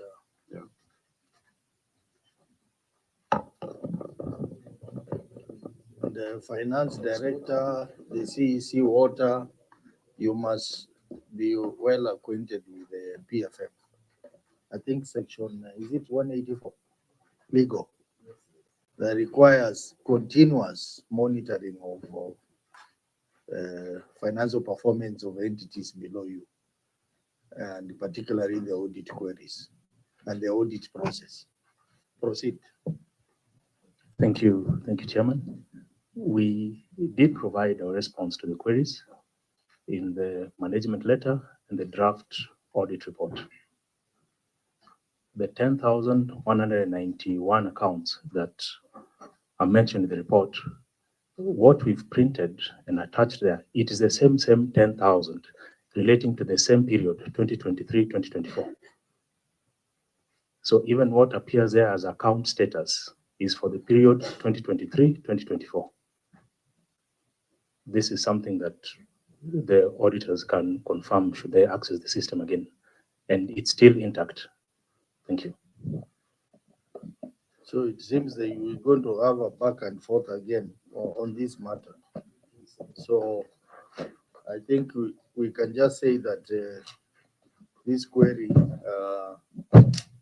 has to be looked at in detail between yourselves and the auditor, so that in the next financial year, we get better communication on some of these things. So let's move to what was the revenue loss as a result of this? Because this query, as we say, it impacts material uncertainty, and I think that we are handling it casually, because that substantive difference between the auditor and the county, I think it's not a light one, because when you look at it in terms of the accounts, that is 7,000 accounts that are in dispute. In fact, there are 7,000 accounts, because The governor is saying there was 2,695 that were those are the only ones that were active. So that means that the bulk of what the auditor has captured here as active accounts that were not billed, is there an estimation of what that could have led in terms of revenue loss? Because it will inform how we handle this issue when you get to material uncertainty, because there are two approaches. One is go with the auditor's take, which is those 7,031 accounts that are in dispute were actually just not billed and they were active, in which case there will be revenue loss that must be accounted for. Or go with the story of the governor that these 731 accounts have been disconnected, which then will bring us into the question of how do we try and fill the gap for this in terms of revenue loss, which is justified, to get new accounts that then can be able to answer the question of cash flow. I don't know that whether you're seeing my sense, because it directly impacts the query on material uncertainty. And we have to go with one story, Chair. We have to go with either the story of the auditor or the story of the governor on this particular query, 1.3. Otherwise, then we will glaze over the material uncertainty. It's a P&L question that then we will be tied again to what you'll see about 8 billion on non-revenue water. Chair, first just to clarify, on this particular matter, I have the response that was done. The response done to the auditor was clear that from the list of 10,192 stated, 7,010 are discontinued and enrolled. Hence will not be billed. And we gave that same explanation even then. Why it carried on, I can't understand, because we gave that explanation and the system was available, to be accessed.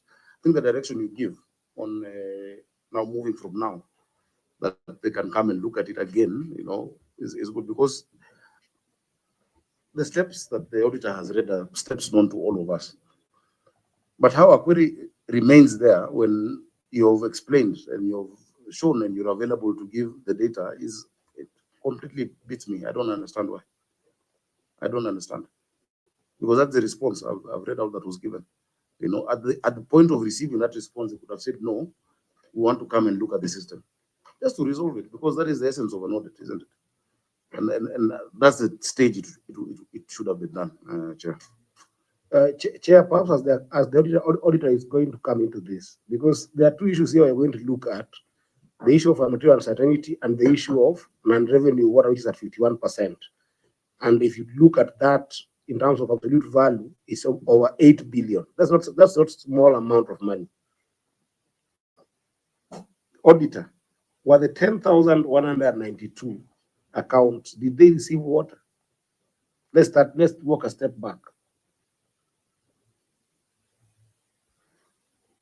Because they could be active, but they're not receiving water. For instance, when you see when the governor attempted here to say that these 731 were discontinued, basically it means that they did not receive water.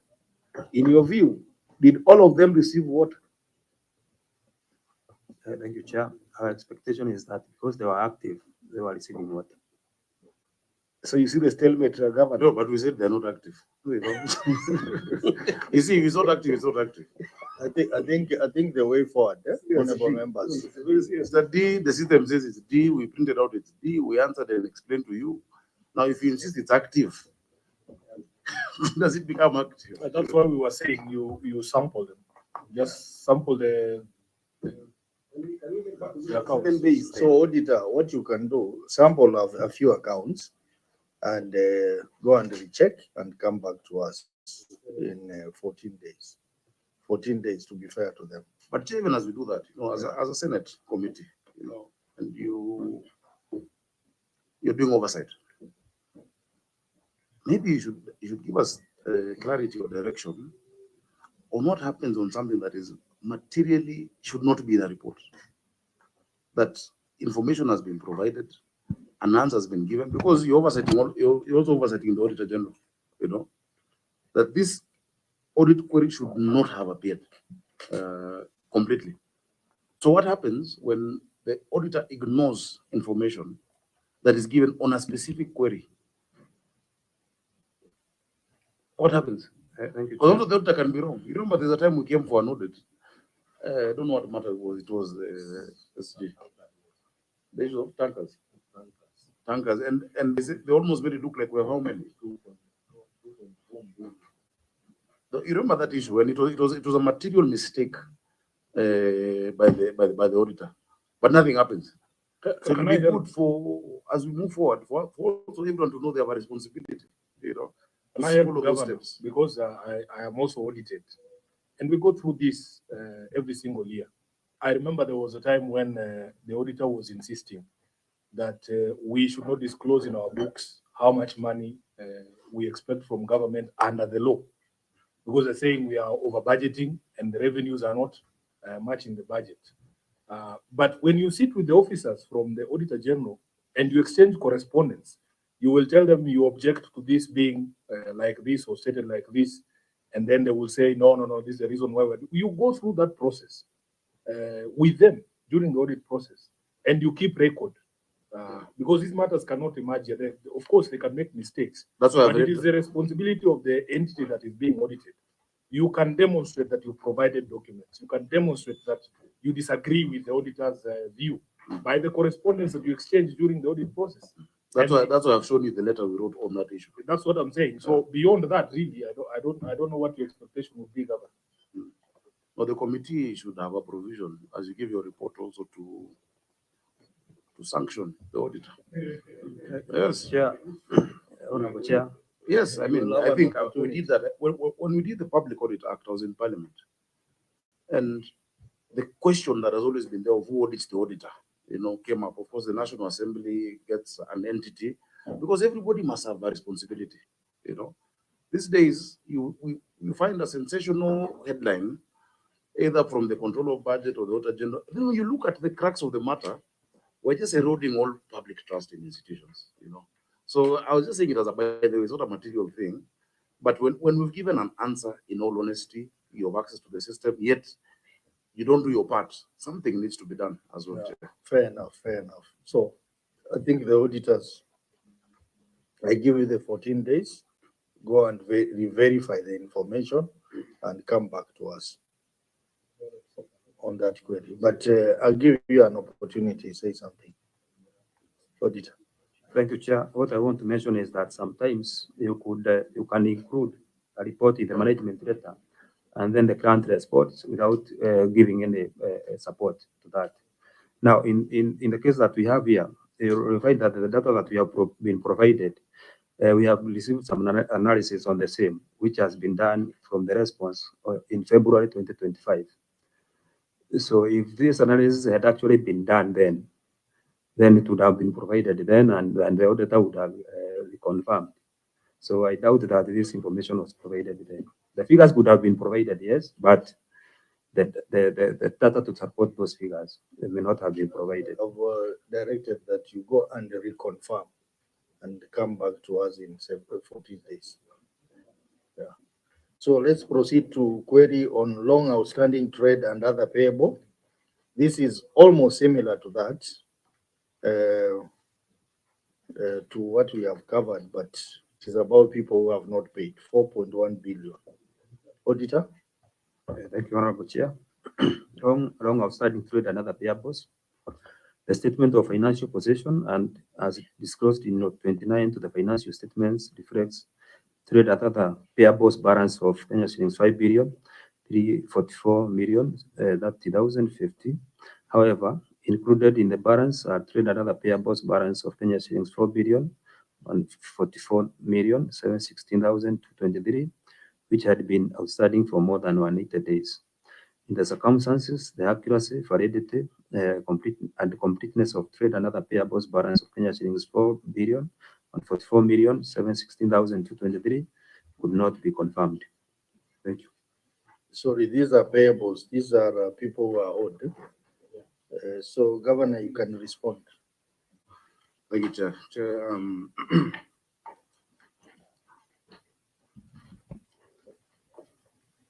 again, the number looks big. Let me answer what I wrote first, then I can give context. As observed, the company's payables stood at 5.3 billion, which includes 2.2 billion owed to NAB Trust. That accumulated from the actuarial deficit and interest, and the company was at that time pursuing a loan to settle that amount. 1.7 billion was release fees, and 490 million were abstraction fees. While the difference of 900 million is what now relates to people who have been paid, relates to trade payables, which is approximately within the credit period. The current tariff is not responsive to inflation and cost recovery. However, we're engaging WASREB for approval of a new tariff that is that has cost recovery and responsive to inflation. We're also putting mechanisms, just to keep improving revenue. So, Chair, just two parts to that. One, the 2.2 billion is an old debt about the lab trust. And that was a lab trust DB fund, which is closed, defined benefit fund. At that point, the company was pursuing a facility, and we had given authority, but I withdrew that authority because the circumstances around that interest, was not prudent. I also withdrew because at that point I'm aware, and we're still ongoing, of a debt swap that we are pursuing with the national government. That debt swap, as of the last meeting we had, there was an issue of valuation. This relates to our land that the Supreme Court said belongs to us. So we expect 75 billion shillings that we can have in different, tranches. That for one debt they will do a swap. For another debt they will pay us over time. For another one, there's what we owe the national government. So that process is ongoing, and we should have a meeting actually this week to conclude. And so that is why I made the decision that it's good to save the county getting into debt, taking a loan, yet there is an impending process that can provide for you those resources. This 1.7 billion was lease fees is part of what I'm saying is completely unconscionable. Like it is, I don't know how WASREB expects water service providers to operate when they ask for 4%. 4% of your revenue. They're asking for 4% of your revenue. They have sat themselves, they have decided this is what they'll charge, and for doing nothing, Regulation or providing regulatory, whatever function they do, has no correlation with revenue because they look at governance, they look at processes, they look at whether you're following the law. So that is something that we dispute. And I don't think the people of Nairobi would want us to pay 1.7 billion to a regulatory body. Yet 1.7 billion can be used to take water to Nyati Court and all these places that are underserved. So this is something we completely feel should not be what counties are charged. They can have a management fee that WSPs pay, a specific fee just for the administration, because WASREB doesn't build dams, they don't do anything, I mean, beyond what their mandate is. Of course, I acknowledge the good work they do within their mandate. In fact, now we're negotiating with them a new tariff discussion, we're still in that process for a new water tariff. So the actual amount, Chair, this warm abstraction fees, I'll let them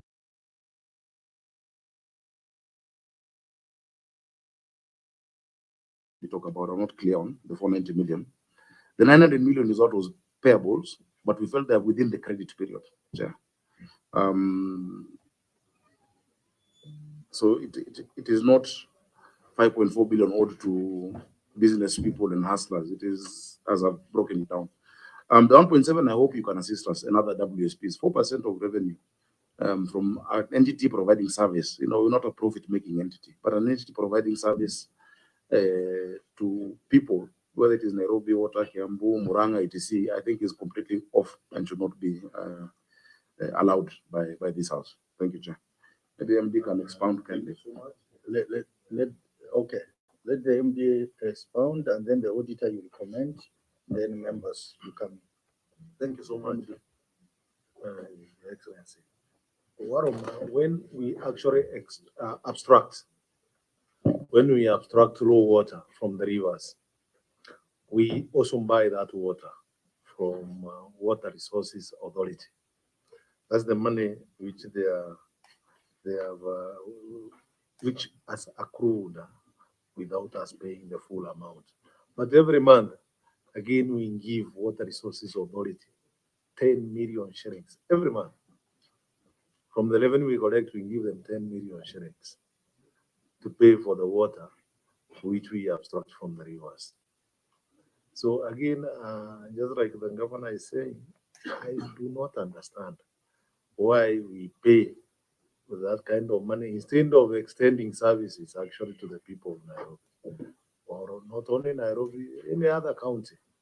So some of these fees should be actually scrapped by the Senate or Parliament so that we can provide services.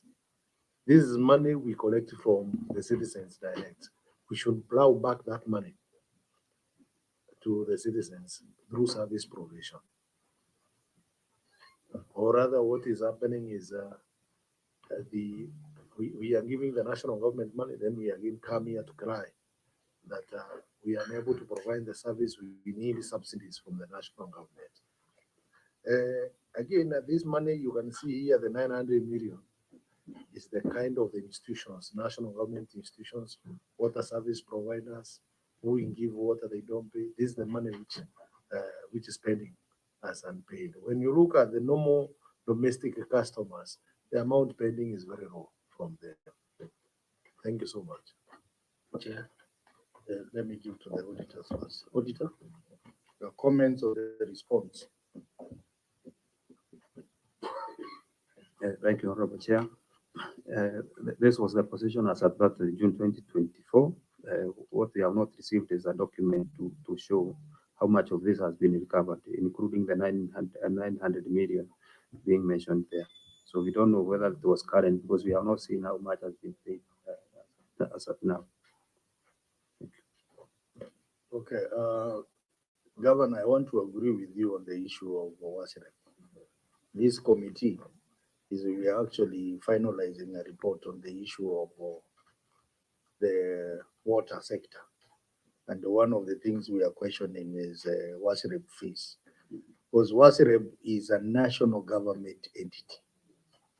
Why would the county governments be the ones to finance Wasirem? Yet is a national government entity. So we have issues there, which this Senate through this committee is trying to address on that. So maybe you can, as one way of helping you can do a formal correspondent to this committee on that matter so that we can pick it up.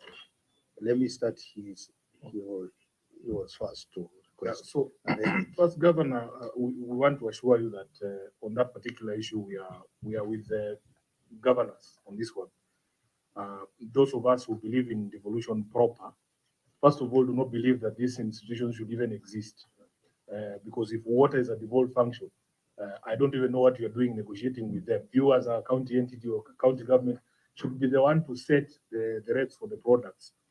There was an even greater conversation in the Senate one time that we get a lot of our water from, say, Muranga.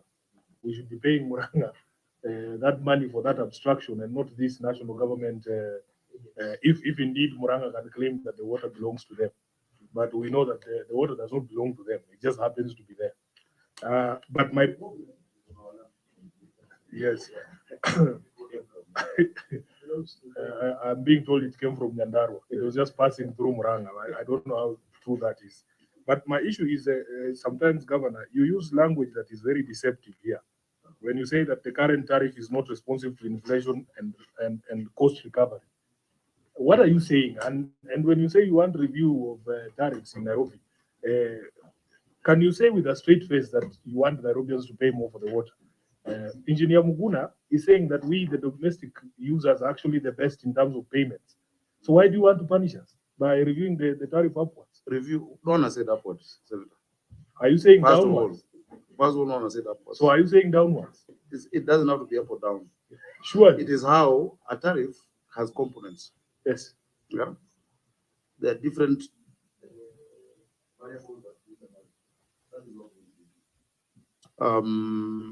You remember we have had the discussion on Green Nairobi company that is supposed to get a percentage from the water tariff without necessarily making it more or higher. That's the discussion we're in. Nairobians pay for their water very well. And even some breweries. And the South Africa breweries are taking, is it a sixth of our water? 100 million liters per day. Yet we have 600. So sometimes, I was wondering why are we giving breweries so much water? But still, it's our citizens still who drink the product from there. Nairobi bottlers is number 2, Kenyatta University number 3. They're paying, so that's not the issue. But the issue was this issue of now WASREP wanting us to pay them 4% of our revenue. I think that should be, and I will write there. That one we are on agreement. So can you just state for the record, the people of Nairobi should not expect higher water tariffs? No, you can't box me to say that, to make an announcement. That's what you have said. No. I've said what I've said. Senator. Don't get an announcement. But when you want to announce the tariff, it will be announced. That's what I'm saying. Yeah. My concern was we, the users of the water, Yeah. confirm yourself. We just want you to insulate us from higher tariffs when you are doing this negotiation. As we fight for you, you leave WASREP to us, but you make an assurance to the people of I'm also a good politician. I have said what I've said. and we have also noted what you have refused. Exactly, yes. That's good. Resolution of the Senate on payment of monies that were pending to Lab Trust and NAFAD. Wasn't there a resolution of the Senate to give timelines for the payment of that? Yes, in fact, that's what I wanted to raise with the governor. We had an inquiry, a full inquiry done by this committee on the issue of outstanding pension, where counties owe pensioners close to 80 billion shillings. So this matter was serious. We did a resolution of the House. We recommended the creation of a task force by by Treasury. Treasury has created the task force. The task force has collected views from all the counties, but they have not submitted the reports to us yet because they said they have not met Nairobi County. That is not true. And your bill I have met them, Chair. Your bill is And in 8.7 fact, billion. Chair, I have guided them on how to rehabilitate something called actuarial deficit. Yeah. The maths that they were using is completely wrong from professional point of view. Actual deficit cannot be charged at the same time as the interest, especially when an entity is engaging. And just that alone, my intervention at the 14th floor of Treasury has almost halved what these companies are asking counties. Chair, I remember I was the chairman of Labour in this house. Yeah. And that discussion started then. In fact, at some point, we proposed a conditional grant to counties to be able to address the issue of the verified outstanding amounts in pensions. As we speak, I'm also the chair of human resource at the COG. So it's something I'm very well seized of. And Nairobi's position is that we want to offset it in a way that is not going to create more debt to the city, which have been the norm. So the task force should not use that as an excuse. I've sat with them. In fact, after the meeting, they asked me to do for them a paper because I think we educated them a bit. The problem was that what was being proposed by the actuaries of the companies, or rather of the institutions that are owed. So you see, it was skewed towards them. And I'll give you an example. In Nairobi, we cleared, for instance, I've cleared my entire lab fund debt, which is a milestone. I've cleared the principal, but the interest is still there. So now I'm only paying interest, yet somebody is going to come and claim actual deficit. There, professionally, that's not how it's supposed to be done. And so we're engaging with them. But the point is that we wanted ours cleared by way of that swap. And number two, I have attended that task force and we've engaged very positively. That time it was chaired by Albert Mwenda. Governor, we have seen your colleagues do agreements with these institutions. Makweni is the most recent example that I can remember. Do you have agreements with these institutions on how we are going to clear this debts? No, Because but- if it's just statements of intent, then they are not helpful to us. So the outcome of that process is to now present the new bill, what amount it is. As I told you, we almost have, based on that reclassification that we've done within the task force when I went to, I think, who did I go with? Yeah, and some members of my team. So you do an agreement based on now what they're saying, okay, based on this is what we owe you, or rather you owe us. So what stage is that process? There's a task force, I don't know, it's under pressure. Once they conclude, then they will have now a figure that they are claiming from us. That is what we are waiting for. So actually, we have invited the CS twice to appear before us and table the final report, which has a number of recommendations, including having debt settlement agreements with those companies, including even conditional grant from the national government, and also including having a bond that can be given to counties to clear, and then they pay back. So there is a raft of recommendations. And Chair, I'll ask you to be really keen on that. Without imputing any improper motive, some of these institutions have in the past used that issue of the debt to get assets from counties, to untwist counties. You need to protect how the debt are sorted out. And I mean, if we had time, I would come and give some recommendations when it comes to that. It happened in Nairobi in previous administrations. They gave out, which estate is this? Mariakani estate. And they have not even been able to recoup yet. The potential of partnering with these institutions to create a bankable project that then has beneficiaries, both the county and your debt is sorted out, is huge because they have a lot of liquidity. Chair. So that's the direction you should take. An engagement with them, for instance, Your Excellency, but also Your Excellency, becoming a governor. I can give you an example of a project we're looking at around the CBD with them that would cost maybe around 9 billion, but we do it as a joint venture.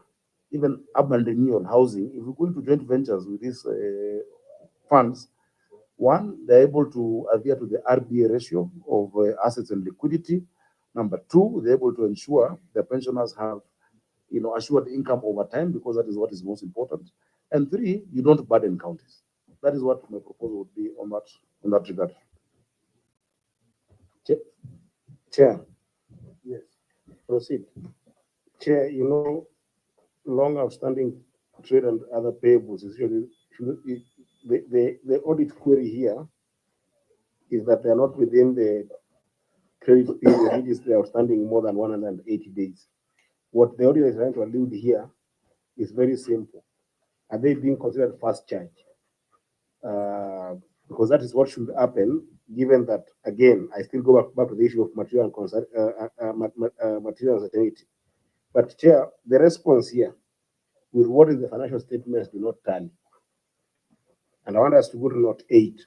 I mean, not 229 of the financial statement, so that perhaps you can just help me understand some things, Governor, here. Because I believe that the financial statements are not prepared by the auditor. From the signing, I can see here it is signed by Paul Omondi, Chairman Arnold Karanja, and MD Nation Muguna. Those are the people who signed this financial document, isn't it, Governor? So let's go to note 8, not two. I don't know what I'm saying. Note 8, note 29. So in note 29, the trade and payables is 2.7 billion. Is that so, Auditor? I just want to be sure that this is the document that you received from the governor. Yes, Chair. The gratuity accrued is 79 million. The employee payables is 2.3 billion. And then other payables is 116 million. I leave here confused. I don't know who you're owing, Governor. Because what you have given here and what the people organize these finances did here are two different things. The only thing that is standing here is perhaps the outstanding amount that as observed by the auditor, which is 5.3 billion. But based on the audited finances, it's different. Yeah, you know, Senator Sifuna said something very useful, that many people here are not accountants. Let me just ask my finance director to explain to you very slowly what each part of this means. Fine. That's fine. You must protect us from the government. Oh, you're the one who introduced that. Now he's casting aspersions as to our ability to comprehend. Financial Okay, statements. let's go the way he Using your wants words. it. Let's go the way he wants it. There's no problem. Let's go just slowly as you want us to go through. Proceed. Even I am also not an accountant. Accountant, proceed. Thank you. Through the chairman, note 29, trade and other payables. We are looking at the column 2024. So the first one is trade payables, 2.7 billion. The 2.7 billion includes WASREB, that is in the response, includes WRA, which is in the response, that is Water Resources Management Authority, and the other sundry debtors. We've lumped them together. That is a 2.7. The schedules of the same are available. Gratuity accrued. Can we have the schedule? Yes, the schedule can be provided. Is it in this financial statement? Schedules are ordinarily not attached to the financial statements. They are provided at the time of audit. Auditor, did you receive the schedule? Yeah, thank you, Chair. Yes, the schedule supporting the currencies have been received. They were received during the audit. Do we have them here? No, they are not there. Because the issue was They don't need to be here. Those ones are provided during the audit process. No, because they don't tell you what you are saying, but continue. Thank you. Gratuity accrued. Sorry, Chair. What is not telling with what? Your explanation under your responses. Okay? Is not telling with what? With what is officially in your financial document. What it is? What is the difference? How much is the difference?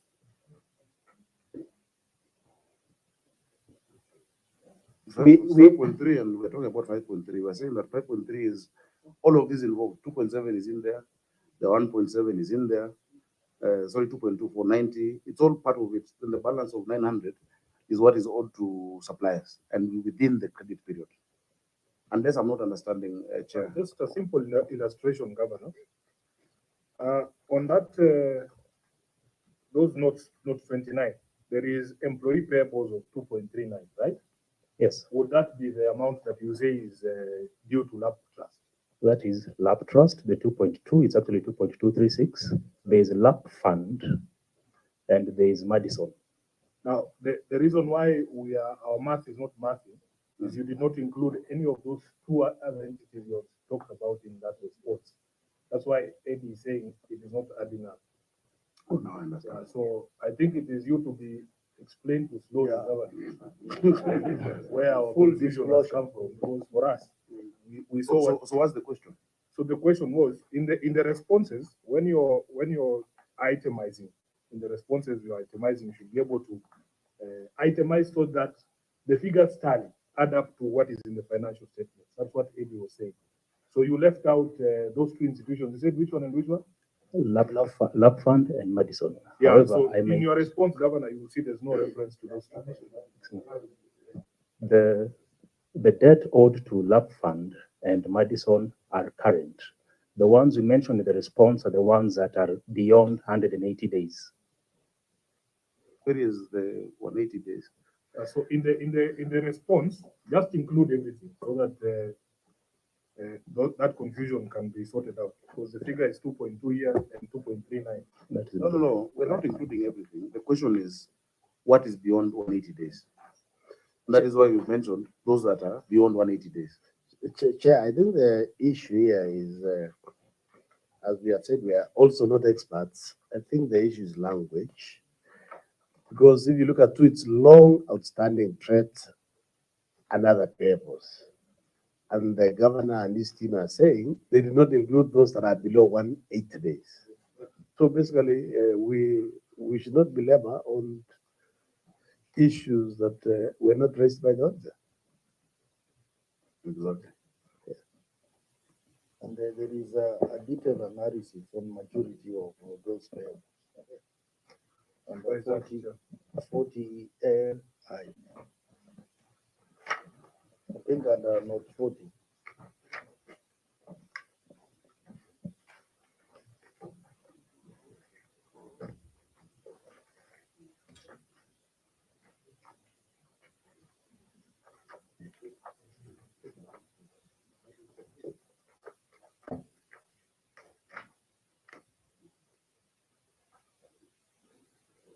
Okay. I can't see that, Chair, but They have made a reference to 40, not 40.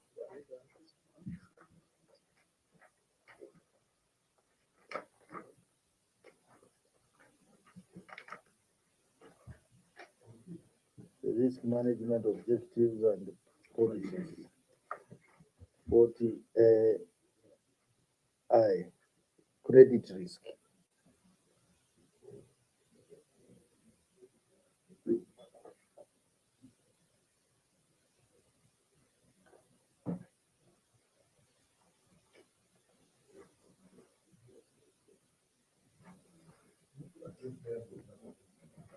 It's not relating.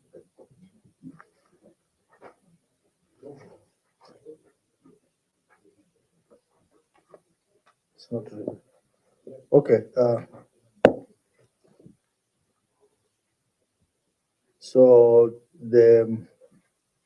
what we have said is that as we wait for the correspondence from the county, we will try to intervene on the issue of 1.7 billion to WASREM, 2.2 billion to Lab Trust. It's a process that is already ongoing. We are waiting for the report from Treasury, and we'll be able to help the county on that.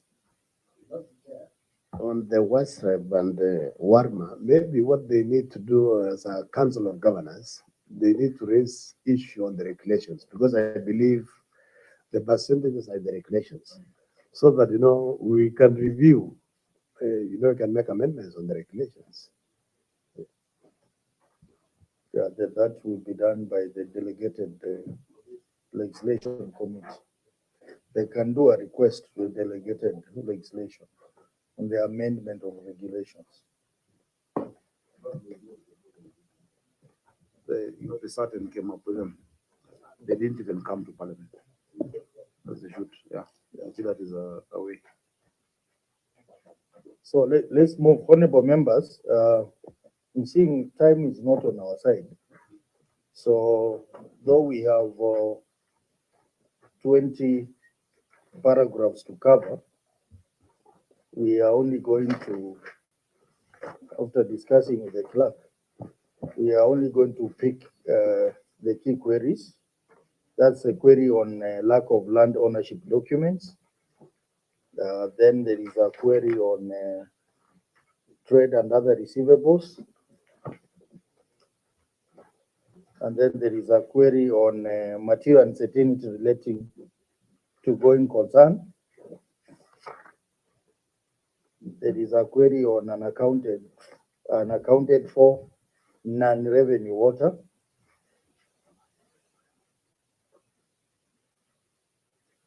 And then there is an issue on unsustainable wage bill. Yeah, so we do those, and then we'll clear for the day. But I'm going to suggest that we have a health break for 5 minutes. When we come back, we start with the query on lack of land ownership documents. 5 minutes.